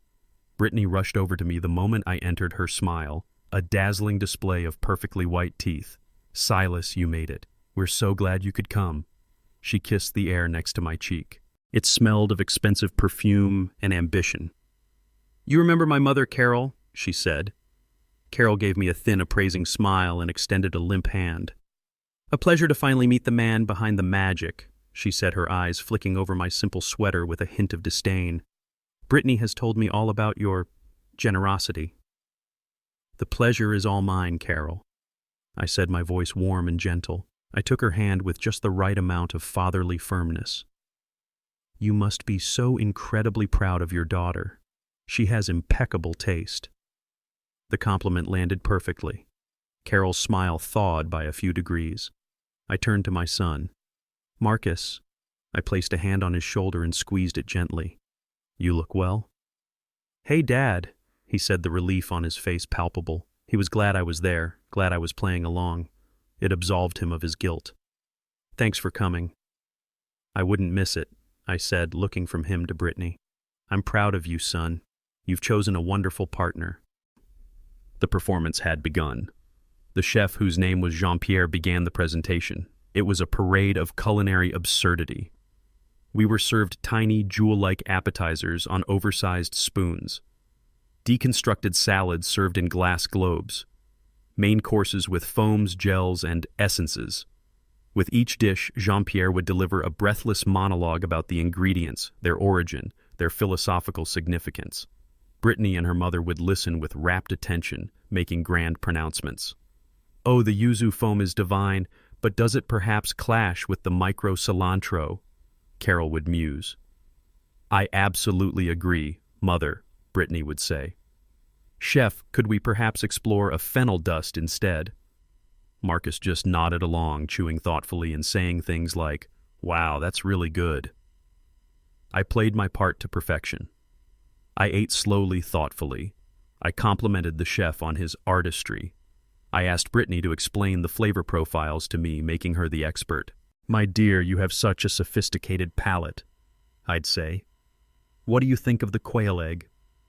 With every compliment, I could feel her relaxing, her confidence growing. She was no longer just the fiancée. In her mind, she was the gracious hostess, the matriarch in training, and I was her adoring and obedient subject. My internal monologue, however, was running a very different script. As I tasted a tiny scallop that cost more than a full bag of groceries, I thought, "This tastes like nothing. It tastes like burning money." While I smiled and nodded at Carol's pontificating about wine pairings, I thought, these people are so starved for meaning they have to invent it in their food. The main courses arrived, a choice between a filet mignon resting on a potato pave or a pan-seared sea bass with a saffron risotto. As we ate, I decided it was time for the centerpiece of my performance. "If you'll indulge me for a moment," I said, my voice soft. The table fell quiet. I reached into my jacket pocket and pulled out a long, velvet-covered box. I slid it across the table to Brittany. Her eyes widened. "Silas, what is this?" "It's a welcome gift," I said, my voice filled with a carefully practiced sincerity. I know I was hesitant at first. Change is difficult for an old man, and for that I am truly sorry. I was wrong. I see now how happy you make my son, and I want to welcome you to the Blackwood family, properly." Her fingers trembled slightly as she opened the box. Inside, nestled on a bed of white satin, was a diamond tennis bracelet. It was elegant, expensive, and just the right amount of flashy. It was a piece of jewelry I had chosen with meticulous care, the same way a hunter chooses the right lure. I had paid for it from my personal account, not the fund, a small, separate investment in their trust. A gasp escaped her lips. Her mother leaned in, her eyes gleaming. Marcus just stared, his mouth slightly agape. "Silas, it's beautiful," Brittany breathed, unable to take her eyes off the glittering diamonds. "I don't know what to say." "You don't have to say anything," I said, my smile warm and forgiving. Just let an old man spoil his new daughter. May you wear it in health and happiness." She looked up at me, and for the first time I saw a flicker of something genuine in her eyes. It wasn't love or even affection. It was pure, unadulterated triumph. She had won.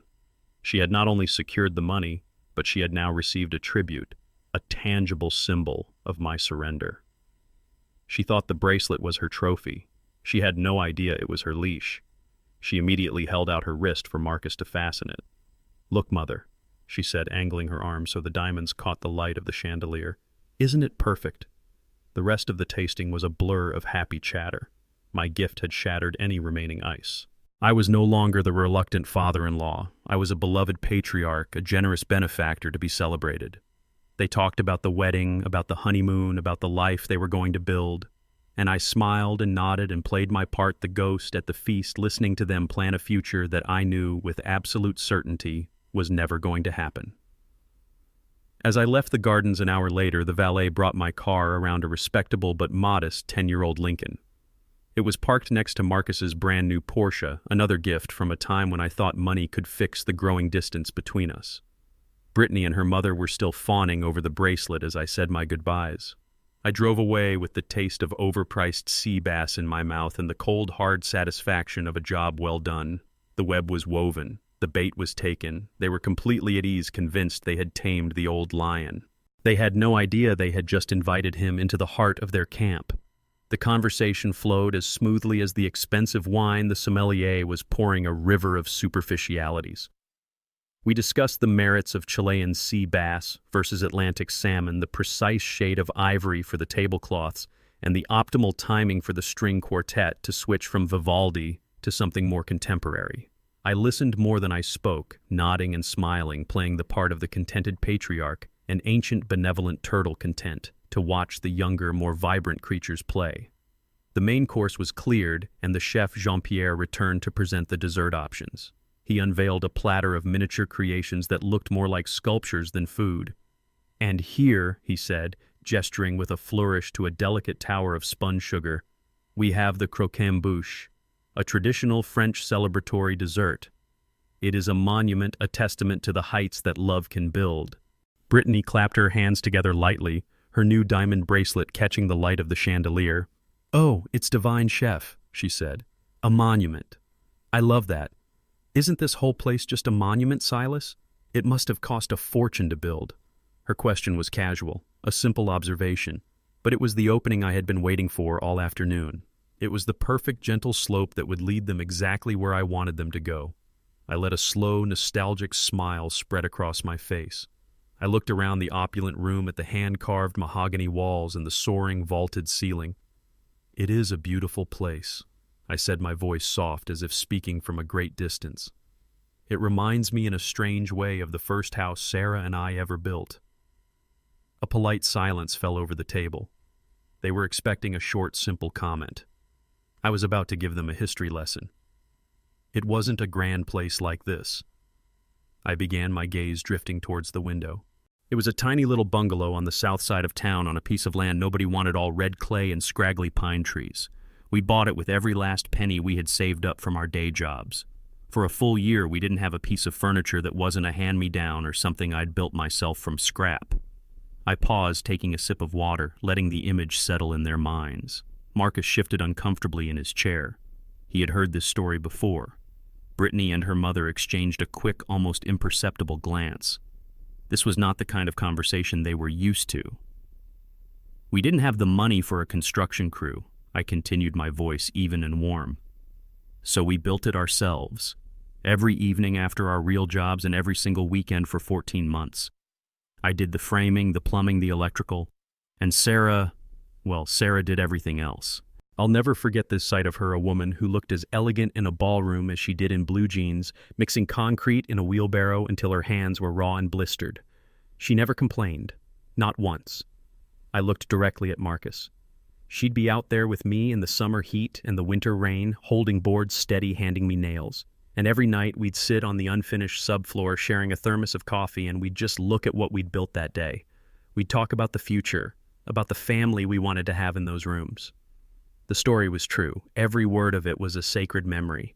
But as I spoke, I could feel myself weaponizing it, polishing each detail not for sentiment but for impact.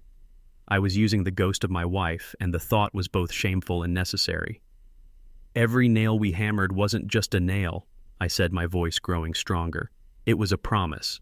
Every board we raised wasn't just a piece of wood, it was a piece of our future, a future we were building with our own hands. We didn't have much money back then. In fact, we were probably poorer than anyone in this room could possibly imagine. I let my eyes sweep across the table, across their designer clothes and expensive jewelry. But sitting there on that dusty floor, looking at the stars through the open rafters, we felt like the richest people on earth, because we learned something profound in that little house. We learned that the real value of a thing isn't what it costs. It's what you put into it. The sweat, the sacrifice, the love. That's the stuff that lasts. That's the real foundation. I finished my story and took another sip of wine, letting the silence hang heavy in the air. The trap was laid. Now I just had to watch how they walked into it. Marcus was the first to speak, his voice thick with the discomfort he was trying to hide. "Yeah, Dad," he mumbled, refusing to meet my eyes. You guys worked really hard." He felt it. He felt the weight of the story, the gentle but unmistakable rebuke it carried. He knew what I was really talking about. Carol Brittany's mother gave a polite, tight-lipped smile. "Well, that is just a wonderful story, Silas," she said, her tone dripping with the condescension of the privileged. "A real testament to the American dream. It's just so lovely that Marcus and Brittany won't have to struggle like that. They can start their life together on the right foot." She had completely, utterly missed the point. She had heard a story about poverty and hard work, and her only takeaway was that her daughter was lucky enough to avoid it. She saw our struggle not as a character-building journey, but as an unfortunate hardship to be bypassed with someone else's money. Then it was Brittany's turn. I watched her closely. She placed her hand on mine, her touch light and dismissive.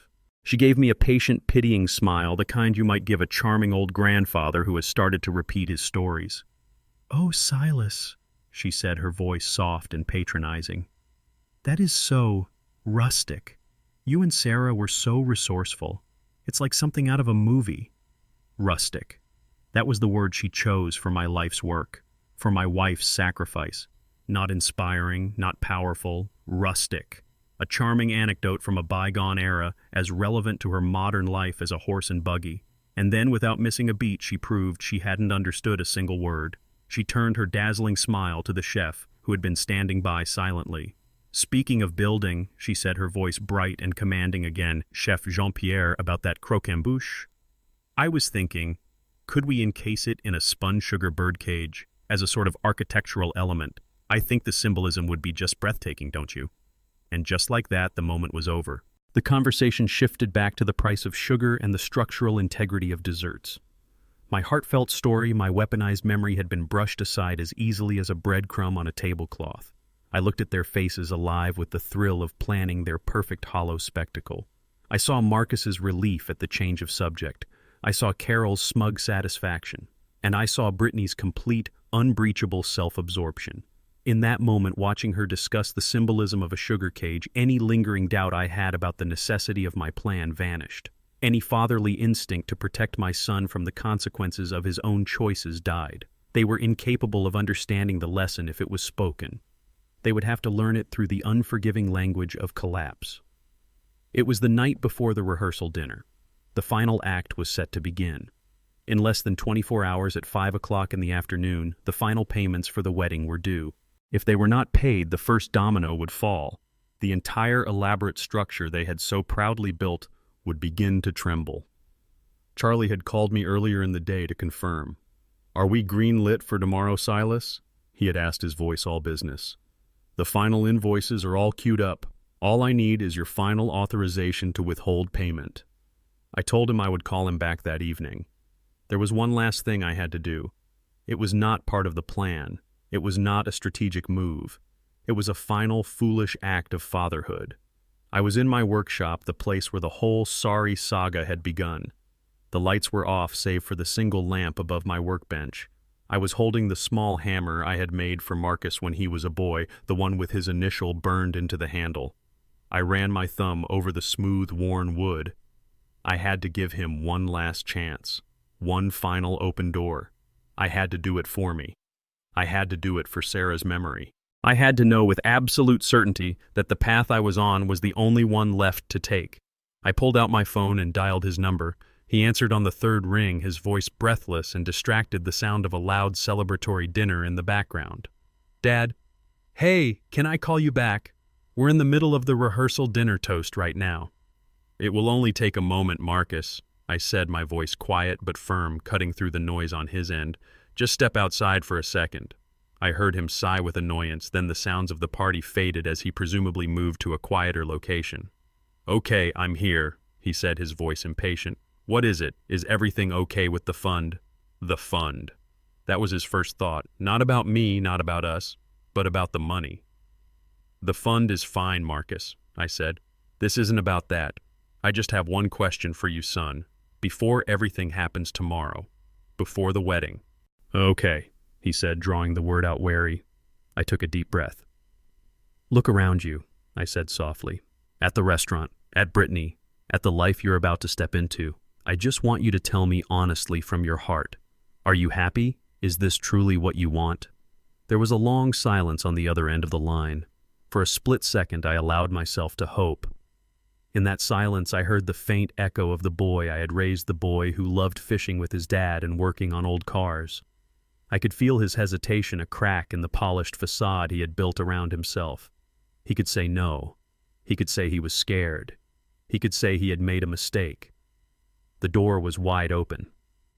What do you mean, Dad?" he asked, his voice suddenly small, uncertain. He was there. The real Marcus was there just for a moment. But then I heard a sharp female voice in the background, muffled but clear. "Who is it, honey? Is that your father again? What does he want now? Tell him we're busy." It was Brittany. Her voice was the whip that snapped him back into line. I heard him clear his throat, and when he spoke again, the vulnerability was gone, replaced by a cold, rehearsed defensiveness. He had heard my question not as an offer of help, but as an attack on his choices. "You know what, Dad?" he said, his voice hard. "Yes, I am happy. This is what I want. This is the life I'm choosing for myself. Brittany is amazing, this wedding is amazing, and this is the start of my real life." He took a breath, his anger building. "I don't know why you're calling me now, trying to make me feel guilty or whatever this is. You made your choice to be difficult at the beginning, and now you're trying to ruin this for me too." "That was not my intention, son," I said, my own voice now hollow, the last ember of hope extinguished. "I see," he said, his voice dripping with sarcasm. "Well, let me make it very clear for you so there are no more last-minute questions. This is my life, my choice." He paused and then delivered the final fatal blow. "This is my wedding, Dad, not yours." The words hung in the air, a final, definitive severing of the bond between us. He had made his choice. He had chosen the performance over the person, the illusion over the truth. He had closed the last door himself and locked it from the inside. "I understand," I said, and my voice was calm, empty. There was nothing left to feel. I just had to ask. "Good night, Marcus." I ended the call before he could say another word. I placed the phone on the workbench and looked down at the little hammer in my hand. I had my answer. The father in me could finally rest, knowing he had done all he could. Now the builder had to finish the job. I picked up the phone one last time. I dialed Charlie. He answered immediately. "Silas." "Charlie." I said, my voice clear and steady as a steel beam. "It's time. Withhold the final payments." The day of the wedding arrived, a perfect, sun-drenched Saturday in early June. In her final act of magnanimous victory, Brittany had called me 2 days prior. "Silas," she had said, her voice dripping with the syrupy condescension of a queen inviting a stable boy to a royal feast.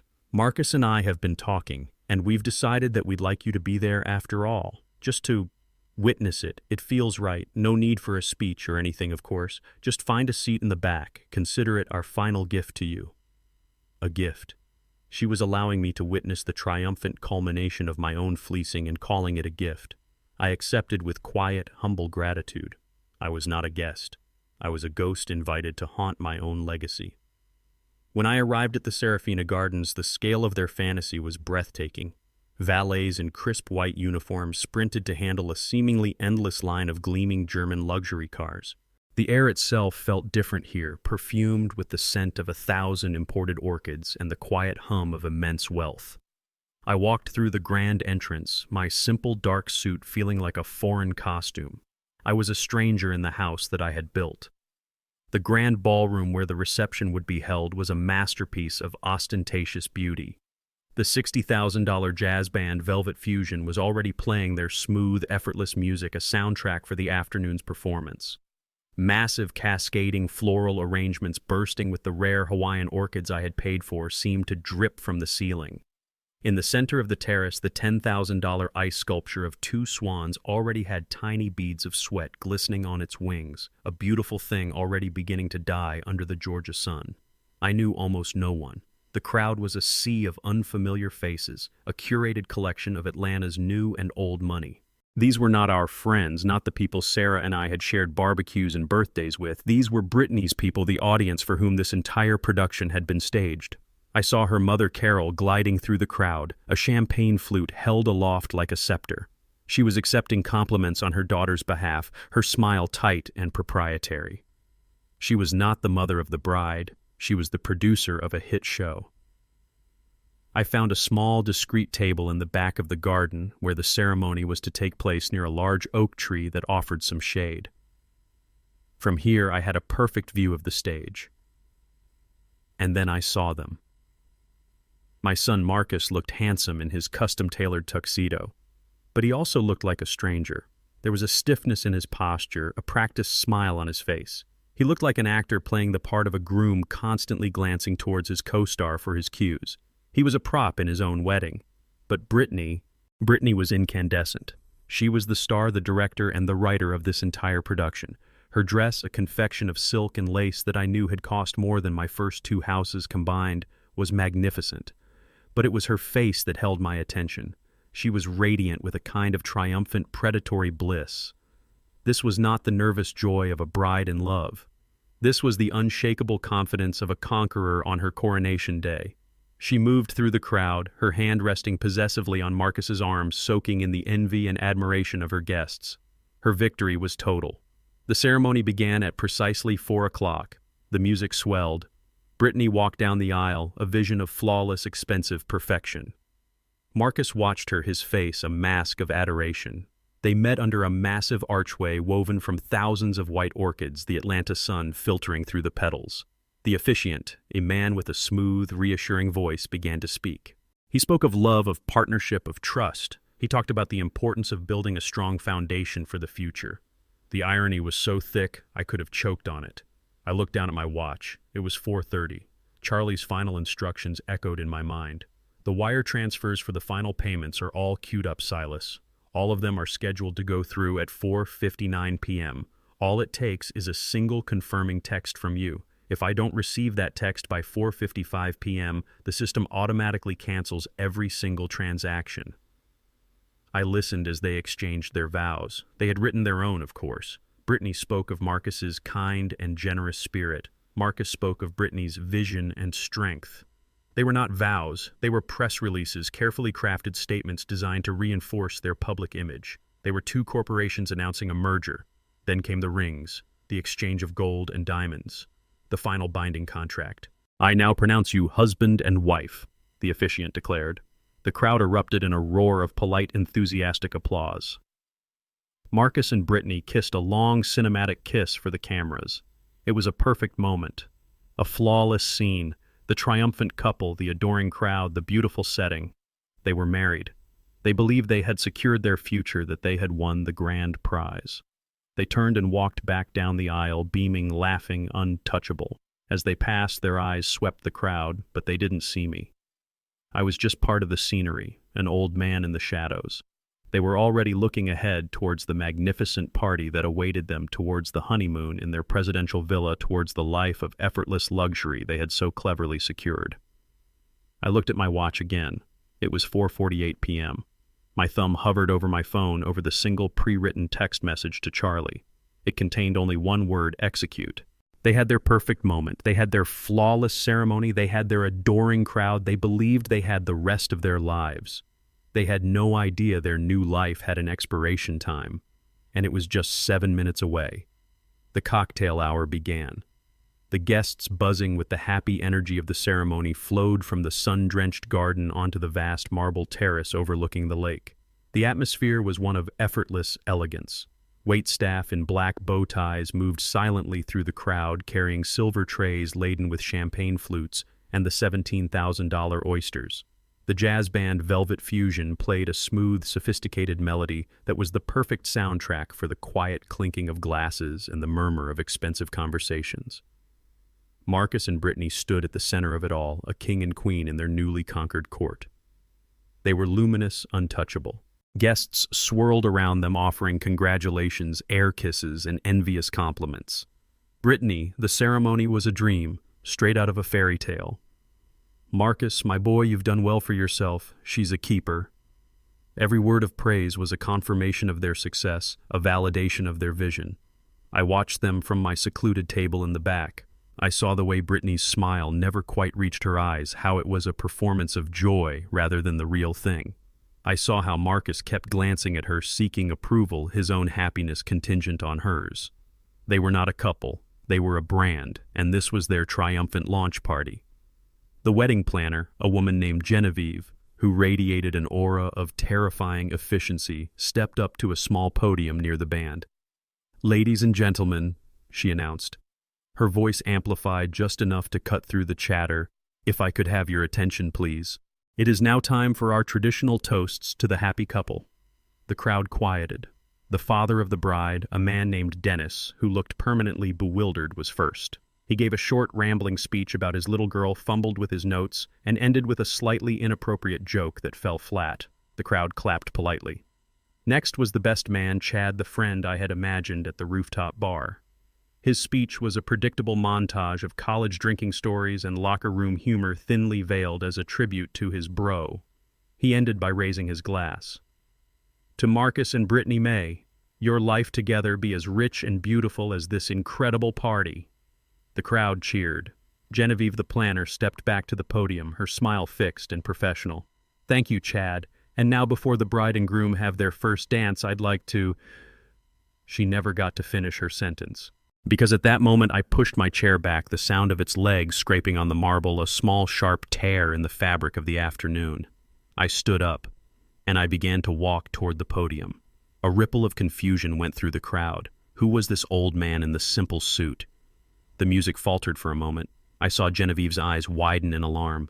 This was an unscheduled event, an unwelcome deviation from her meticulous timeline. She started to move to intercept me, but I gave her a calm, steady look that seemed to freeze her in place.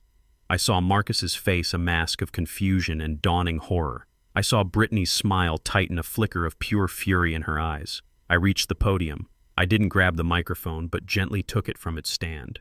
I turned to face the crowd of 300 polished, wealthy strangers.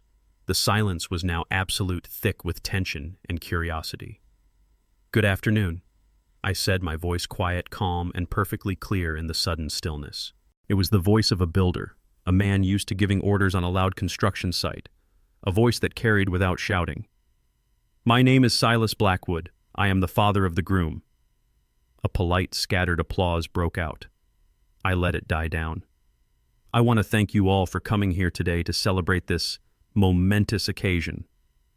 I began, letting my eyes sweep across the crowd before they settled on the bride and groom. They were standing frozen near the dance floor, their smiles gone, replaced by identical masks of wary apprehension. "Genevieve, you and your team have done a remarkable job. The gardens are breathtaking, the food is art, and the band, well, the band is worth every single penny." This drew a few chuckles. The tension eased slightly. They thought I was just a proud, slightly awkward father. "Many of you may be wondering why I wasn't introduced," I continued, my tone still gentle. "And some of you may know that until very recently I wasn't even supposed to be here today. You see, my son and his new wife made the difficult decision to ban me from their wedding." A collective gasp went through the crowd. Murmurs erupted like wildfire. I saw people leaning in to whisper to each other. I saw Carol Brittany's mother, her face turning a pale shade of gray. I kept my eyes locked on Marcus and Brittany. Their faces had gone from wary to utterly horrified. Their perfect image was cracking. "It's true," I said, holding up a hand to quiet the crowd. And I understood. As Brittany explained to me, it was to be an event for a different generation, and I accepted that. But they were still kind enough to find a way for me to contribute to their special day. I paused, letting the words hang in the air. A few months ago, I received a package, not an invitation, but a professional proposal. It was an invoice for the estimated cost of this wedding and their 3-week honeymoon in a presidential villa in Bora Bora. The grand total, I said, my voice dropping slightly, was $390,000. The silence that followed was a physical thing. It was a silence of pure, unadulterated shock. $300,000 was a lot of money even for this crowd, but the act of sending a father a bill for a wedding he was banned from, that was a story they would be telling for years. I saw a woman in the front row actually cover her mouth with her hand. Chad, the best man, was just staring at Marcus, his jaw slack. The mask on Marcus's face had crumbled completely. He was pale, sweating, his eyes darting around as if looking for an escape. Brittany was rigid, her face a kabuki mask of rage, her knuckles white as she gripped Marcus's arm. The invoice came with a lovely handwritten note from Brittany. I went on, my voice still as calm as a frozen lake. It said, and I quote, "Please consider this your gift to our happiness. We know you'll want to do the right thing." And she was right. I did want to do the right thing. As a father, I wanted to give my son and his new wife a gift. A wedding gift that would truly honor the memory of his mother, Sarah. I reached into my jacket pocket and pulled out a small remote control. I clicked a button. Behind the band, a massive white screen, which had been discreetly set up for a wedding slideshow, hummed to life. "My wife Sarah and I said, my voice now filled with a genuine warmth. "We built our business, Blackwood and Sons, from nothing. We believed in the value of hard work, integrity, and giving back to the community that supported us. We believed that a legacy isn't what you own, it's what you build for others." In that spirit and in her honor, my first wedding gift to the happy couple was to take that entire sum, every single dollar they asked for, and do something truly beautiful with it. The screen behind me flickered, and then a high-resolution image appeared. It was an official notarized certificate of donation. The crowd fell silent as they read the words. "I am proud to announce," I said, my voice ringing with a strength and clarity that surprised even me, "the creation of the Sarah Blackwood Legacy Scholarship Fund, a permanent endowment to provide full 4-year college scholarships to underprivileged, high-achieving students from right here in Atlanta who wish to pursue degrees in engineering, architecture, and construction management. The initial endowment," I said, pointing to the certificate on the screen, "was a one-time irrevocable donation of $527,850. I let the number sink in. The final inflated total of their greed. For a moment, no one moved. And then something unexpected happened. An old man in the front, someone I didn't know, began to clap. Then another person joined, and another. Soon, the entire garden was filled with a roar of spontaneous, genuine applause. They were clapping for Sarah. They were clapping for the scholarships. They were clapping for the sheer audacious rightness of the act. Through the applause, I saw Brittany's face. If looks could kill, I would have been a pile of ash on the marble floor. Her beautiful, triumphant mask had been ripped away, revealing the raw, ugly face of pure fury beneath. Marcus looked like he was going to be physically sick. I held up my hand again, and the applause slowly died down. "Thank you," I said. "Thank you." But that was only my first gift. I turned my body slightly to face my son and his bride directly. "My second gift," I said, my voice losing its warmth and becoming as cold and hard as granite, "is a lesson in business. A lesson my wife and I tried to teach our son, but one it seems he failed to learn. A lesson about the importance of reading the fine print." I saw Charlie, my old friend, standing discreetly near the edge of the terrace. He gave me a slow, almost imperceptible nod. At the same moment, 2 men in sharp black suits, the venue manager and his head of security, began to walk calmly but purposefully from the main building toward the stage. "You see," I explained to the silent, captivated crowd, "when I agreed to fund this wedding, I did so through a formal trust managed by my lawyer. Every vendor contract for every single flower, every oyster, and every musical note you have enjoyed this afternoon was reviewed and amended by my legal team before my son signed them. I saw a flicker of panic in Marcus's eyes. For the first time, the memory of those unread documents seemed to surface. As I just explained, I continued, the entire fund was liquidated this morning to create the scholarship, which means, of course, that no money was left to make the final payments to the vendors. And according to the contracts, those final payments were due, let's see, I said, glancing at my watch, at 5 o'clock today, which was 22 minutes ago. The venue manager and his security head had now reached the edge of the dance floor. They stood there silent and imposing. According to Clause 2B of the venue contract which my son signed, failure to remit final payment results in the immediate and irrevocable termination of all services. It also gives the venue the legal right to ask all guests to vacate the premises immediately to avoid trespassing charges. A wave of shock and disbelief rolled through the crowd. People started to stand up, looking around in confusion. The members of Velvet Fusion had stopped playing their instruments, held in stunned silence. And finally, I said, my voice dropping to a near whisper, though it carried across the entire garden. According to Clause 2A of every single one of those contracts, the personal liability covenant, in the event the fund was unable to provide payment, the full financial responsibility for all outstanding balances reverts solely to the signatory of the contract. I looked directly at my son, the man who stood in my son's place. The color had drained from his face. He was swaying on his feet. Brittany was clutching his arm, her knuckles white, her face a mask of disbelief and horror. So, Marcus, I said, delivering the final killing blow, my last gift to you on your wedding day is a lesson in personal responsibility. As of 5 o'clock this evening, you are no longer the host of a lavish party. You are simply a man who is personally and legally in debt to the fine people who provided these services to the tune of $285,000. Good luck to you, son. You're going to need it. I placed the microphone carefully back in its stand. I turned without looking at them again and began to walk away. And as I did, the perfect, beautiful illusion they had spent $500,000 to create shattered into 1,000,000 pieces. The spell was broken.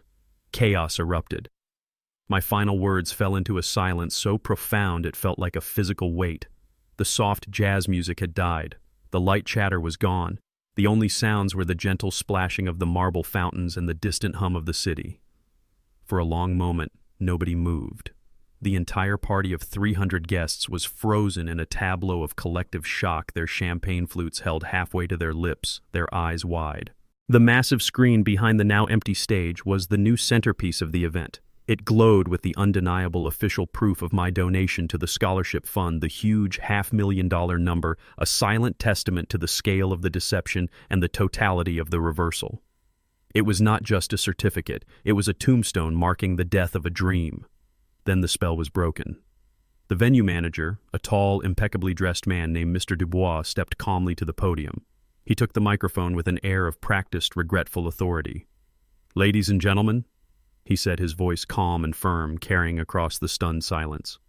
"My name is Jean-Luc Dubois, and I am the general manager of the Serafina Gardens. I must regretfully confirm that what Mr. Blackwood has stated is correct. A material breach of contract has occurred due to non-payment of the final balance." A low murmur rippled through the crowd. This was real. This was actually happening. "As per the terms of the agreement signed by the client," Mr. Dubois continued, his voice devoid of emotion, "all services for this event are hereby terminated. I must now ask you all to please finish your drinks and make your way to the exit in an orderly fashion. Our staff will be on hand to assist you. You have 30 minutes before we will be legally required to consider your presence as trespassing." That was the signal. The activation. The perfect, beautiful picture shattered. The first reaction was not anger, but a frantic, hungry rush for information and drama. Cell phones appeared as if by magic. Hundreds of tiny screens were lifted, all pointing towards the center of the chaos, the bride and groom. This wasn't just a failed wedding anymore. It was content. It was the most incredible story these people would be able to tell for the next year. And then Brittany broke. The silence was shattered by a sound so raw and animalistic it made people flinch. It was a scream of pure, unadulterated rage torn from the very depths of her soul. "No!" she shrieked, her voice cracking. She turned on Marcus, her beautiful face twisted into a grotesque mask of fury. "You idiot! You weak, useless idiot! How could you let this happen? How could you let your senile old father do this to us? To me!" She began to hit him, her fist pounding against the chest of his expensive tuxedo. "Do something, fix it. Tell them he's lying." But Marcus couldn't fix it. He was a statue, a man hollowed out by shock. The color had drained from his face, leaving it a pasty, sickly gray. His eyes were wide and vacant, staring at the glowing screen as if he couldn't comprehend the words. The weight of the $500,000 debt, the public humiliation, the utter destruction of his carefully constructed world, it had all crashed down on him in a single brutal moment, and his mind had simply shut down. He didn't even seem to feel her blows. The vendors who had been hovering at the edges of the terrace saw their chance. The spell of decorum was broken. They began to close in their faces grim. The florist, the photographer, the leader of Velvet Fusion, they descended on the couple like wolves. "Where is our money?" the band leader demanded, his voice a low growl. "That contract has your name on it, son." "My orchids," the florist cried. "Who is paying for my orchids?"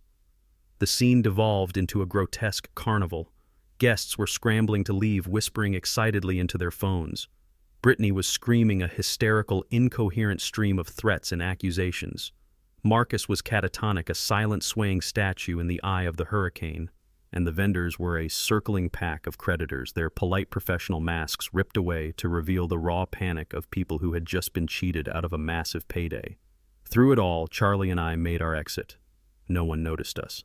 All eyes were on the spectacular implosion at the center of the terrace. We walked calmly, two old soldiers leaving a battlefield where the victory was total and absolute. As we reached the grand entrance, I took one last look back. I saw Brittany collapse onto the marble floor, her magnificent wedding dress pooling around her like a shroud, her sobs echoing across the now chaotic garden. I saw her mother Carol trying to pull her up her face, a mask of horror and shame. I saw the ice sculpture of the two swans now melting rapidly in the afternoon sun, its beautiful form slumping and disappearing, a perfect metaphor for the entire affair. And I saw my son still standing alone, a ghost at the ruins of his own life. I felt nothing. Not pity, not anger, not even satisfaction. I just felt quiet. The house had been demolished, the ground had been cleared, the foundation was gone. And now the long, slow work of rebuilding could begin. I turned my back on the chaos and walked away, the sounds of my son's ruined future fading behind me. The storm I had unleashed did not arrive with a single crashing wave. It began as a series of tremors, small localized earthquakes of chaos that quickly merged into a tsunami of social and financial ruin. As I walked away from the podium, the applause for the scholarship fund was still echoing, a surreal soundtrack to the beginning of the end. But the applause was quickly being replaced by a frantic, excited buzzing. The guests, these pillars of Atlanta society, were not leaving. Of course they weren't.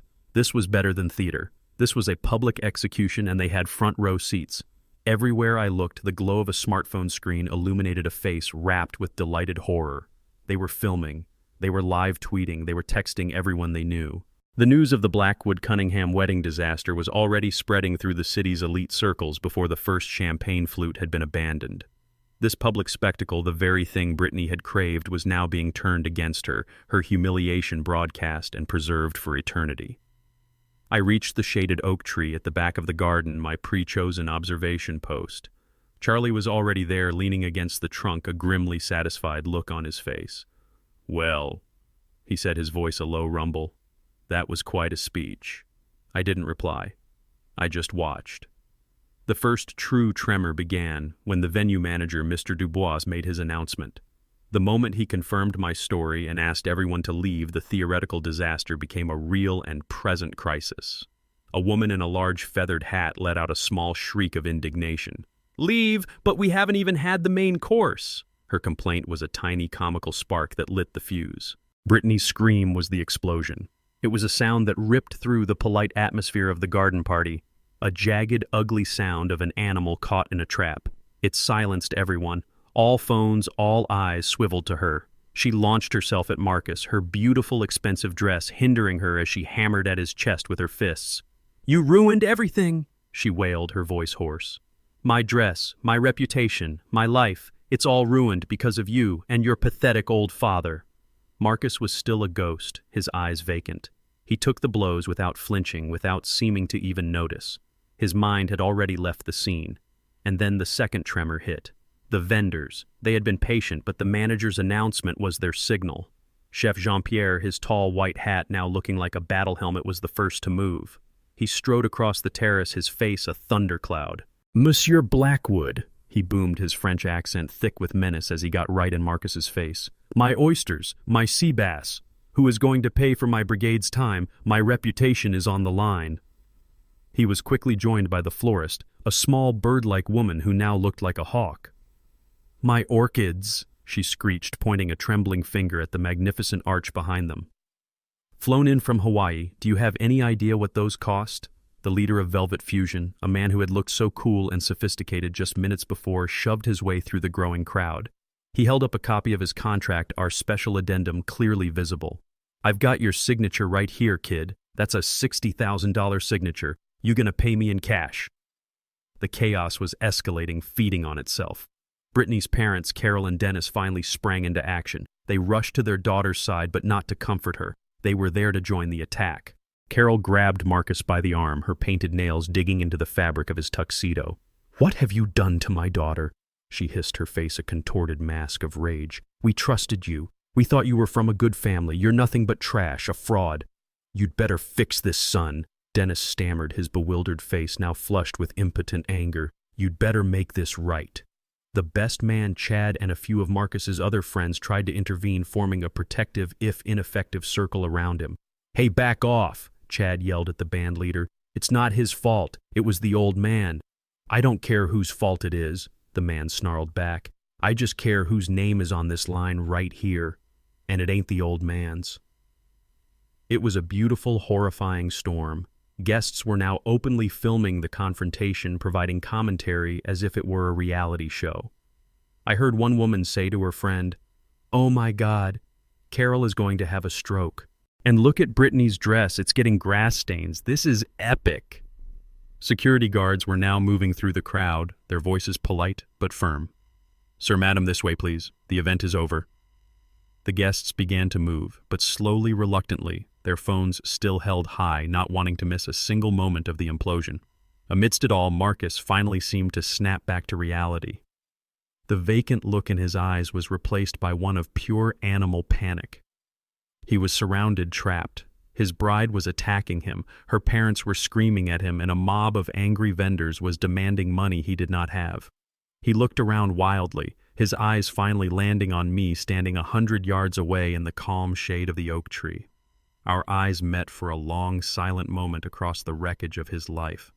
There was no anger in his gaze, just a bottomless, soul-shattering despair. He had finally understood.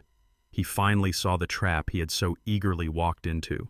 Then he did the only thing he could do. He turned and ran. He stumbled away from the crowd, pushing past a startled security guard, and just ran. He ran across the perfect manicured lawn, his expensive shoes slipping on the grass. He ran without direction, without a destination, simply running away from the unbearable weight of the consequences he had signed his name to. Brittany watched him go, her screams dissolving into a choked, guttural sob. The fight went out of her. Her body sagged and she collapsed onto the grass, a ruined queen on a fallen throne. The vendors, their target now gone, were left shouting into the air, their anger turning to impotent frustration. Charlie put a hand on my shoulder. "It's done," he said quietly. "Let's go." We turned and walked away, melting into the departing crowd of guests. As we headed towards the exit, I overheard snippets of conversation that told me my work was complete. "Can you believe it? Banned him and then sent him the bill?"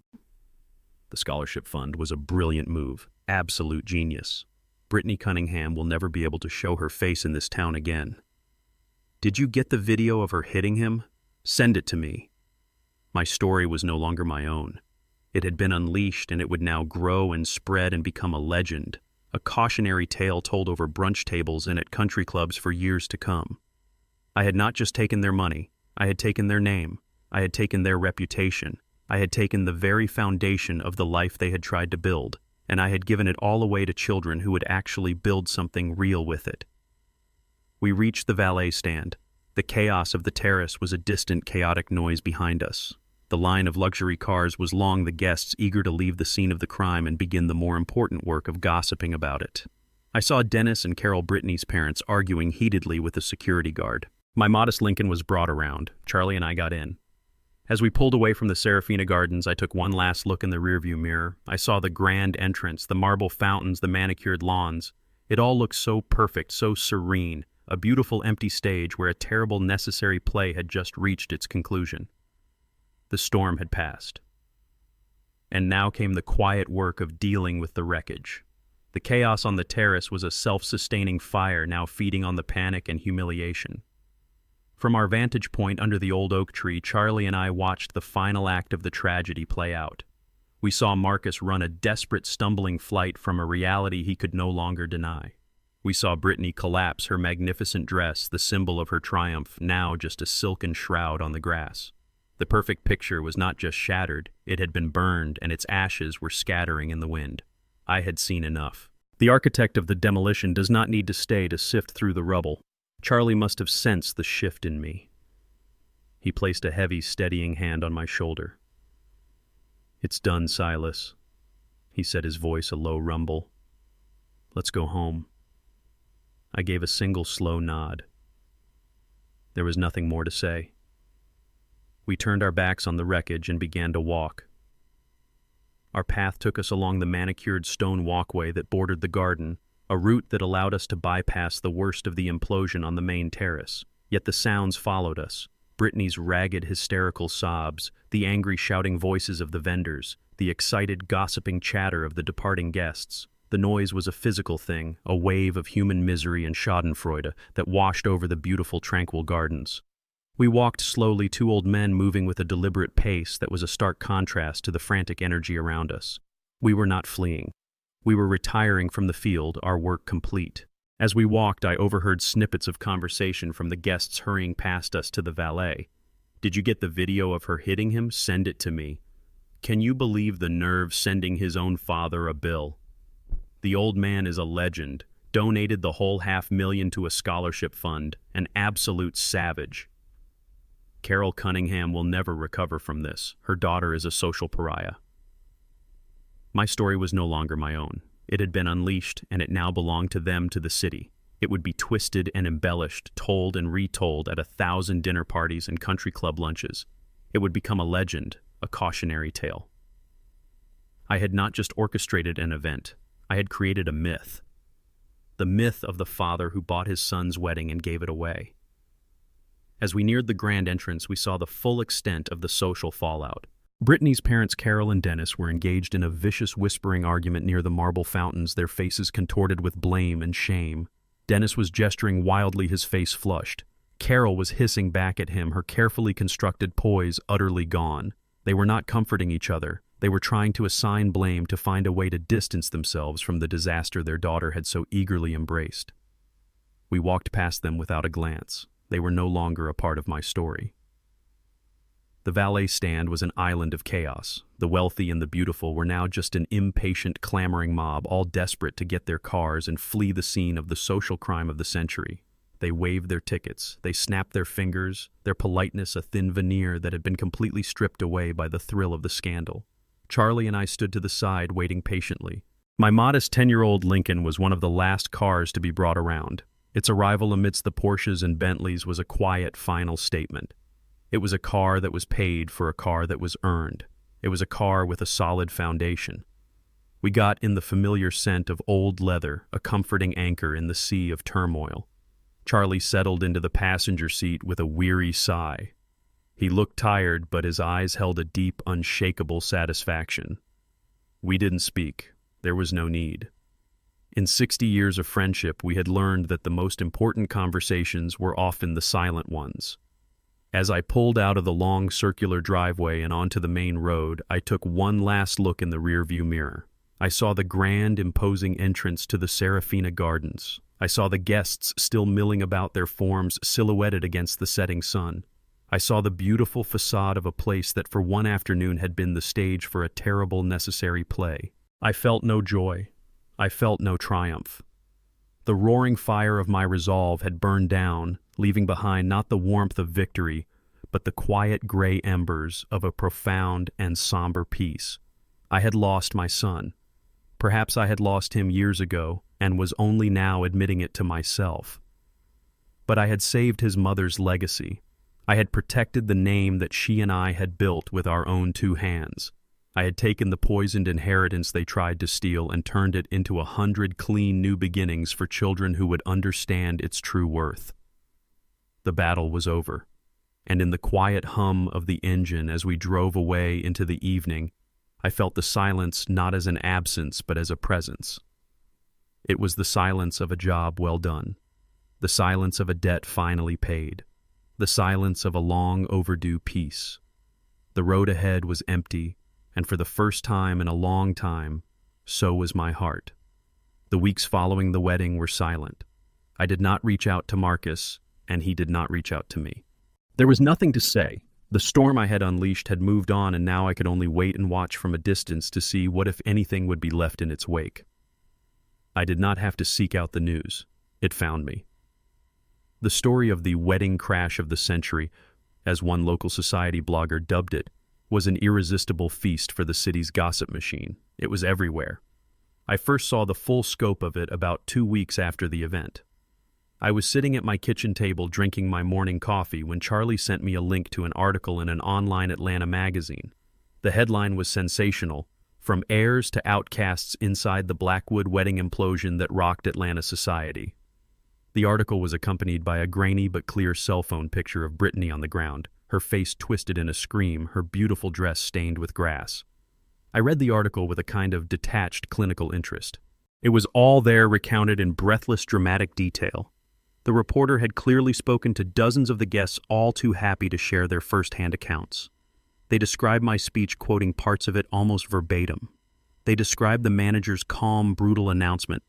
They described the chaos, the vendors descending Brittany's hysterical rage, and Marcus's desperate stumbling escape across the lawn. The viral videos shot by the guests had millions of views. The hashtags #WeddingCrash and #BlackwoodBlackout were trending for days. My private family tragedy had become public entertainment. The article then moved on to the financial and legal consequences. It detailed how a dozen of Atlanta's most high-end vendors, from Serafina Gardens to Velvet Fusion, had filed a joint lawsuit against Marcus Blackwood for breach of contract, seeking damages in excess of $300,000, a number that didn't even include their own legal fees. Marcus, the article stated, had been unreachable for comment. His brand-new Porsche had been quietly repossessed from the curb outside his condo.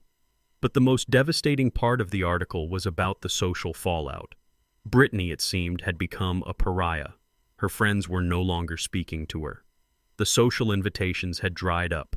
She had been publicly and brutally cast out from the world she had tried so desperately to conquer. She had tried to control the narrative, giving an exclusive interview to one blogger where she painted herself as the victim of a cruel, manipulative old man. But it had backfired spectacularly. My donation to the scholarship fund had framed the story in a way she could not overcome. In the court of public opinion, I was the righteous patriarch, and she was the greedy gold digger who had gotten her just desserts. Charlie called me later that day. "Did you see it?" he asked. "I did," I said. "It's actually worse than the article says," he told me, a grim satisfaction in his voice. "I got a call this morning from a colleague who represents the caterer. Apparently the legal fallout has gone nuclear. Marcus and Brittany have turned on each other." "What do you mean?" I asked. "He's suing her for fraudulent misrepresentation, claiming she tricked him into signing the contracts, and she's countersuing him for emotional distress and damages to her reputation. It's a bloodbath, Silas. They're trying to financially destroy each other before the vendors get a chance to." I felt a pang of something, a distant echo of sadness for the boy who had once been my son. But it was fleeting. These were the consequences of his own choices, the final ugly act of a play he had co-written. "And there's more," Charlie said. "My source at the courthouse tells me that last Friday 2 separate bankruptcy petitions were filed, one from Marcus Blackwood and another from Brittany Cunningham. They've both been wiped out. The condo, which was in Marcus's name, is in foreclosure. The life they spent $500,000 of my money to build, it's all gone. Vanished in less than a month." So that was it. The final accounting. Their partnership, which had been based on a shared dream of unearned wealth and status, had dissolved the moment the money disappeared. Their love was not strong enough to survive a single encounter with reality. Without the protective shell of my money, they had turned on each other, two scorpions in a bottle. They're both trying to get out of the vendor lawsuit by claiming the other one was responsible, Charlie continued. But with Marcus's signature on every contract, his bankruptcy will only delay the inevitable. He's ruined his credit, his name, his future. It will take him a decade, maybe more, to recover from this, if he ever does. We were silent for a moment. The magnitude of the destruction was absolute. So what happens now? I asked. Now nothing, Charlie said.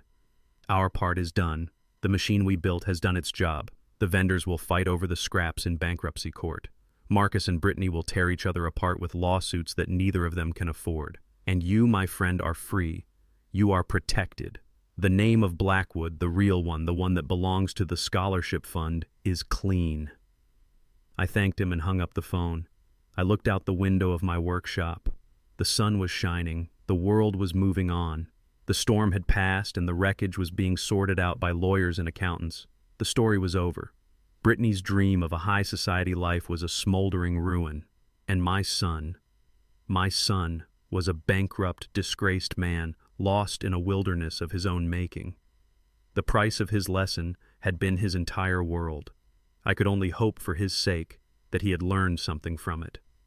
I didn't hear from him for a month. In that time, the silence from his end was a blank canvas on which the world painted a vivid picture of his downfall.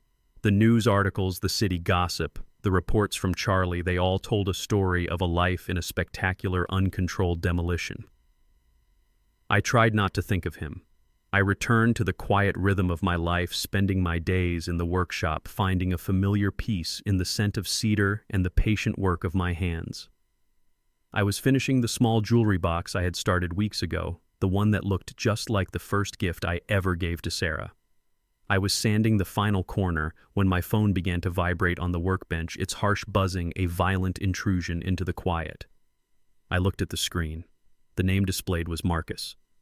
My first instinct was to ignore it. Our last conversation had been a final, definitive ending. What more was there to say? But a deeper instinct, the stubborn, foolish ghost of fatherhood, took over. I wiped the sawdust from my hands, took a deep, steadying breath, and answered the call. "Hello, Marcus," I said. The voice that came back was not one I recognized. It was the voice of a ghost, thin and ragged, stripped of all its former arrogance. It was the voice of a broken man. "Dad." He choked out the word, followed by a raw, desperate sob. "Dad, I'm so sorry." I didn't speak. I just listened. "I'm ruined." He wept, the words tumbling out in a torrent of self-pity and panic. "They're taking everything. The condo is gone. The lawyers, Brittany's lawyers, are saying it was all my fault. The vendors are garnishing wages I don't even have.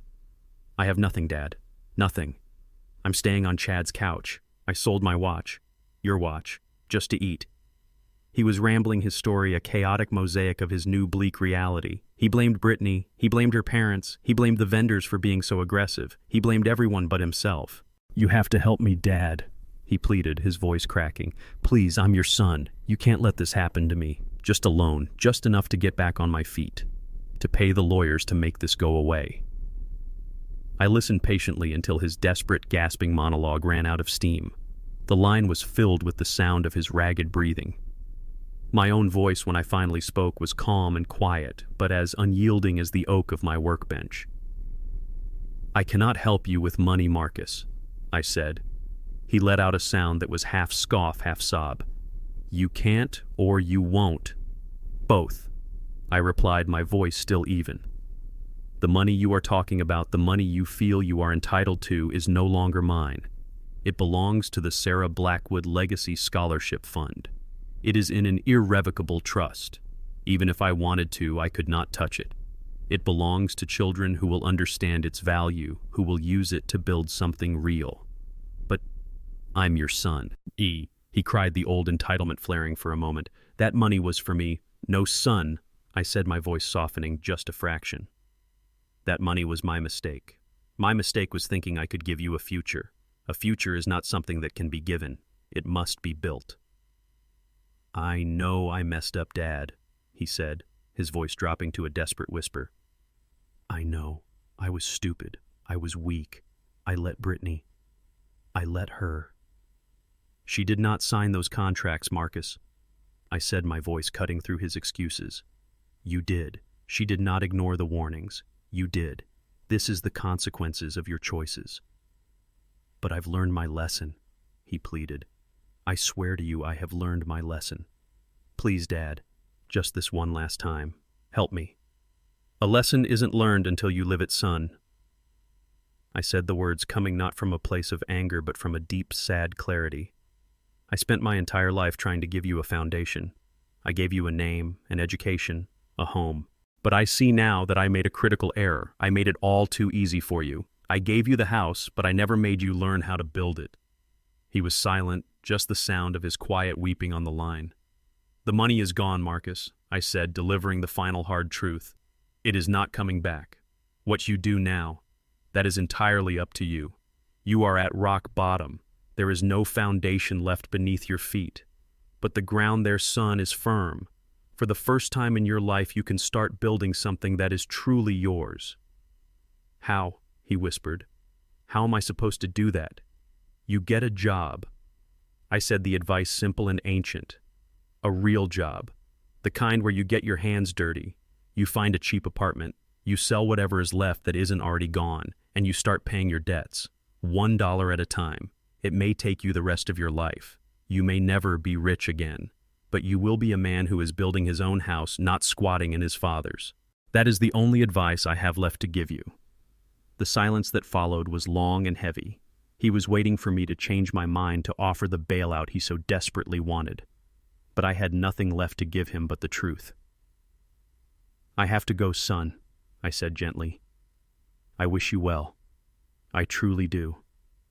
Goodbye. I ended the call and placed the phone back on the bench.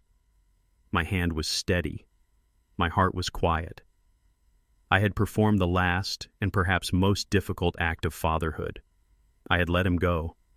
I had forced him to stand on his own 2 feet, even if it was in the middle of a wasteland he himself had created.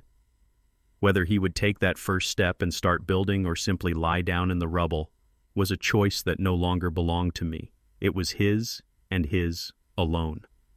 A year has passed. The seasons have turned, and the silence in my workshop has changed. It is no longer the heavy, grief-laden silence of a man alone with his memories. It has been replaced by a new, more vibrant quiet, punctuated by the scrape of sandpaper, the clean bite of a chisel into wood, and the sound of a young, eager voice asking questions. Like this, Mr. Blackwood? I looked down at the pair of hands guiding a small block plane along the edge of a pine board. They were young hands not yet marked by the calluses and scars of a lifetime of work, but they were steady and careful. Almost Leo, I said, my own hands gently guiding his. Don't force it. Let the tool do the work. Feel the grain of the wood. You're not fighting it. You're dancing with it. Leo, Charlie's grandson, a good-natured, lanky 15-year-old, nodded with a seriousness that always made me smile. He adjusted his grip and tried again. This time a perfect paper-thin shaving of wood curled up from the plane. His face broke into a wide grin. Whoa, I did it. You did, I confirmed, stepping back. See the difference? From a comfortable old armchair in the corner, a familiar gravelly voice chimed in. He's got a better teacher than I ever had, Charlie said, looking up from his newspaper. All my dad ever taught me was how to file a motion. There's a time for filing motions and a time for planting wood, I said, sharing a look with my old friend. A man should know how to do both. Leo comes to the workshop twice a week now. It started as a way for him to earn a little extra money helping me sweep up and organize. But he showed a genuine curiosity and innate respect for the tools and the craft. And I, in turn, discovered a deep, unexpected joy in teaching him. In passing on the simple, honest knowledge that had been the foundation of my own life. We were building a bookshelf together. It was for his bedroom, a simple, sturdy thing made of pine. But we were building it right, measuring twice, cutting once, ensuring every joint was flush and every surface was smooth. He was learning about the wood, about the tools, but I hoped he was learning something more. I hoped he was learning the quiet satisfaction of creating something real and useful with your own 2 hands, the kind of satisfaction that cannot be bought, only earned. The first recipients of the Sarah Blackwood Legacy Scholarship started their freshman year at Georgia Tech last month. I had met them all at a small luncheon Charlie and I hosted. 4 bright, determined young men and women, their eyes shining with a future they were ready to build for themselves. One of them, a brilliant young woman named Keisha, reminded me so much of a young Sarah, her mind sharp and her spirit full of a quiet, unshakable fire. Seeing their faces, hearing their dreams, I knew with a certainty that reached into my very soul that I had made the right choice. My legacy was not a single flawed heir. It was a forest, a whole generation of builders and thinkers who would go out and shape the world in ways I could never imagine. I have not heard from Marcus. After the final desperate phone call, he disappeared from my life. I hear whispers through Charlie, who still has contacts in the city's legal circles. I hear he is working a manual labor job somewhere out of state, paying off a mountain of debt that will shadow him for decades. I hear that Brittany married a much older, very wealthy man just 6 months after the wedding disaster, her ambition as resilient as it was ruthless. I no longer feel anger when I think of them. I just feel a great overarching sadness for the boy who got lost along the way. I pray that he has found the firm ground I told him about. I pray that somewhere he is learning how to build again.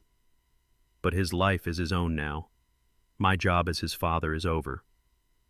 Leo finished planing the board and held it up for my inspection. "Is it ready, Mr. Blackwood?"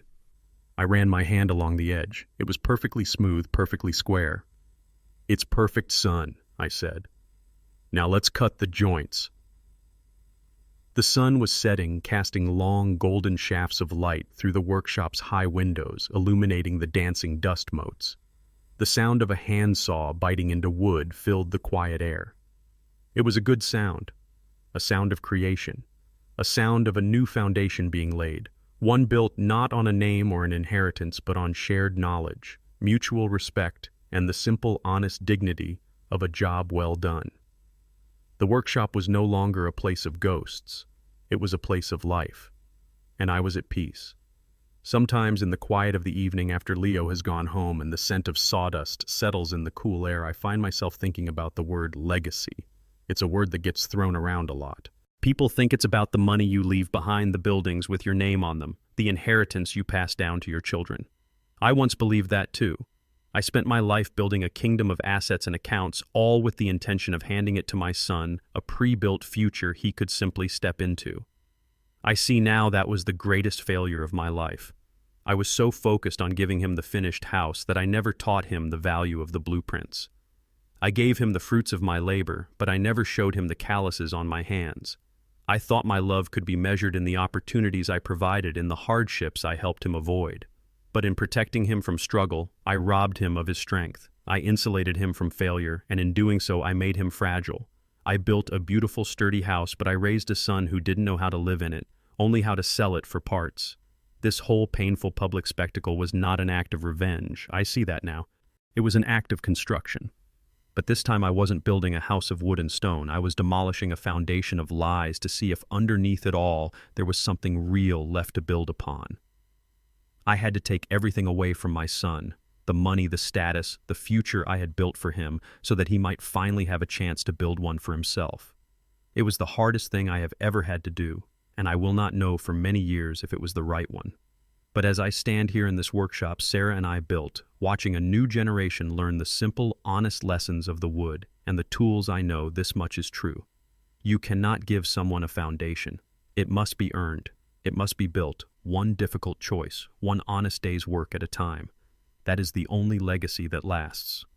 I spent a lifetime building things from concrete and steel, believing that my legacy was something I could leave behind for my son. But I learned that a true legacy isn't an inheritance. It's the values you instill. I was forced to demolish the life I built for my son so he could learn to build his own. True fatherhood isn't about paving your child's way with gold. It's about teaching them the value of laying the first stone themselves, even if it means letting them feel the full weight of it. I spent a lifetime building things from concrete and steel, believing that my legacy was something I could leave behind for my son. But I learned that a true legacy isn't an inheritance. It's the values you instill. I was forced to demolish the life I built for my son so he could learn to build his own. True fatherhood isn't about paving your child's way with gold. It's about teaching them the value of laying the first stone themselves, even if it means letting them feel the full weight of it. What do you think? Did I do the right thing, or was my lesson too harsh? Let me know your thoughts in the comments below. If you enjoyed this story and want to hear more like it, please hit the like button and subscribe to the channel. Thank you for listening.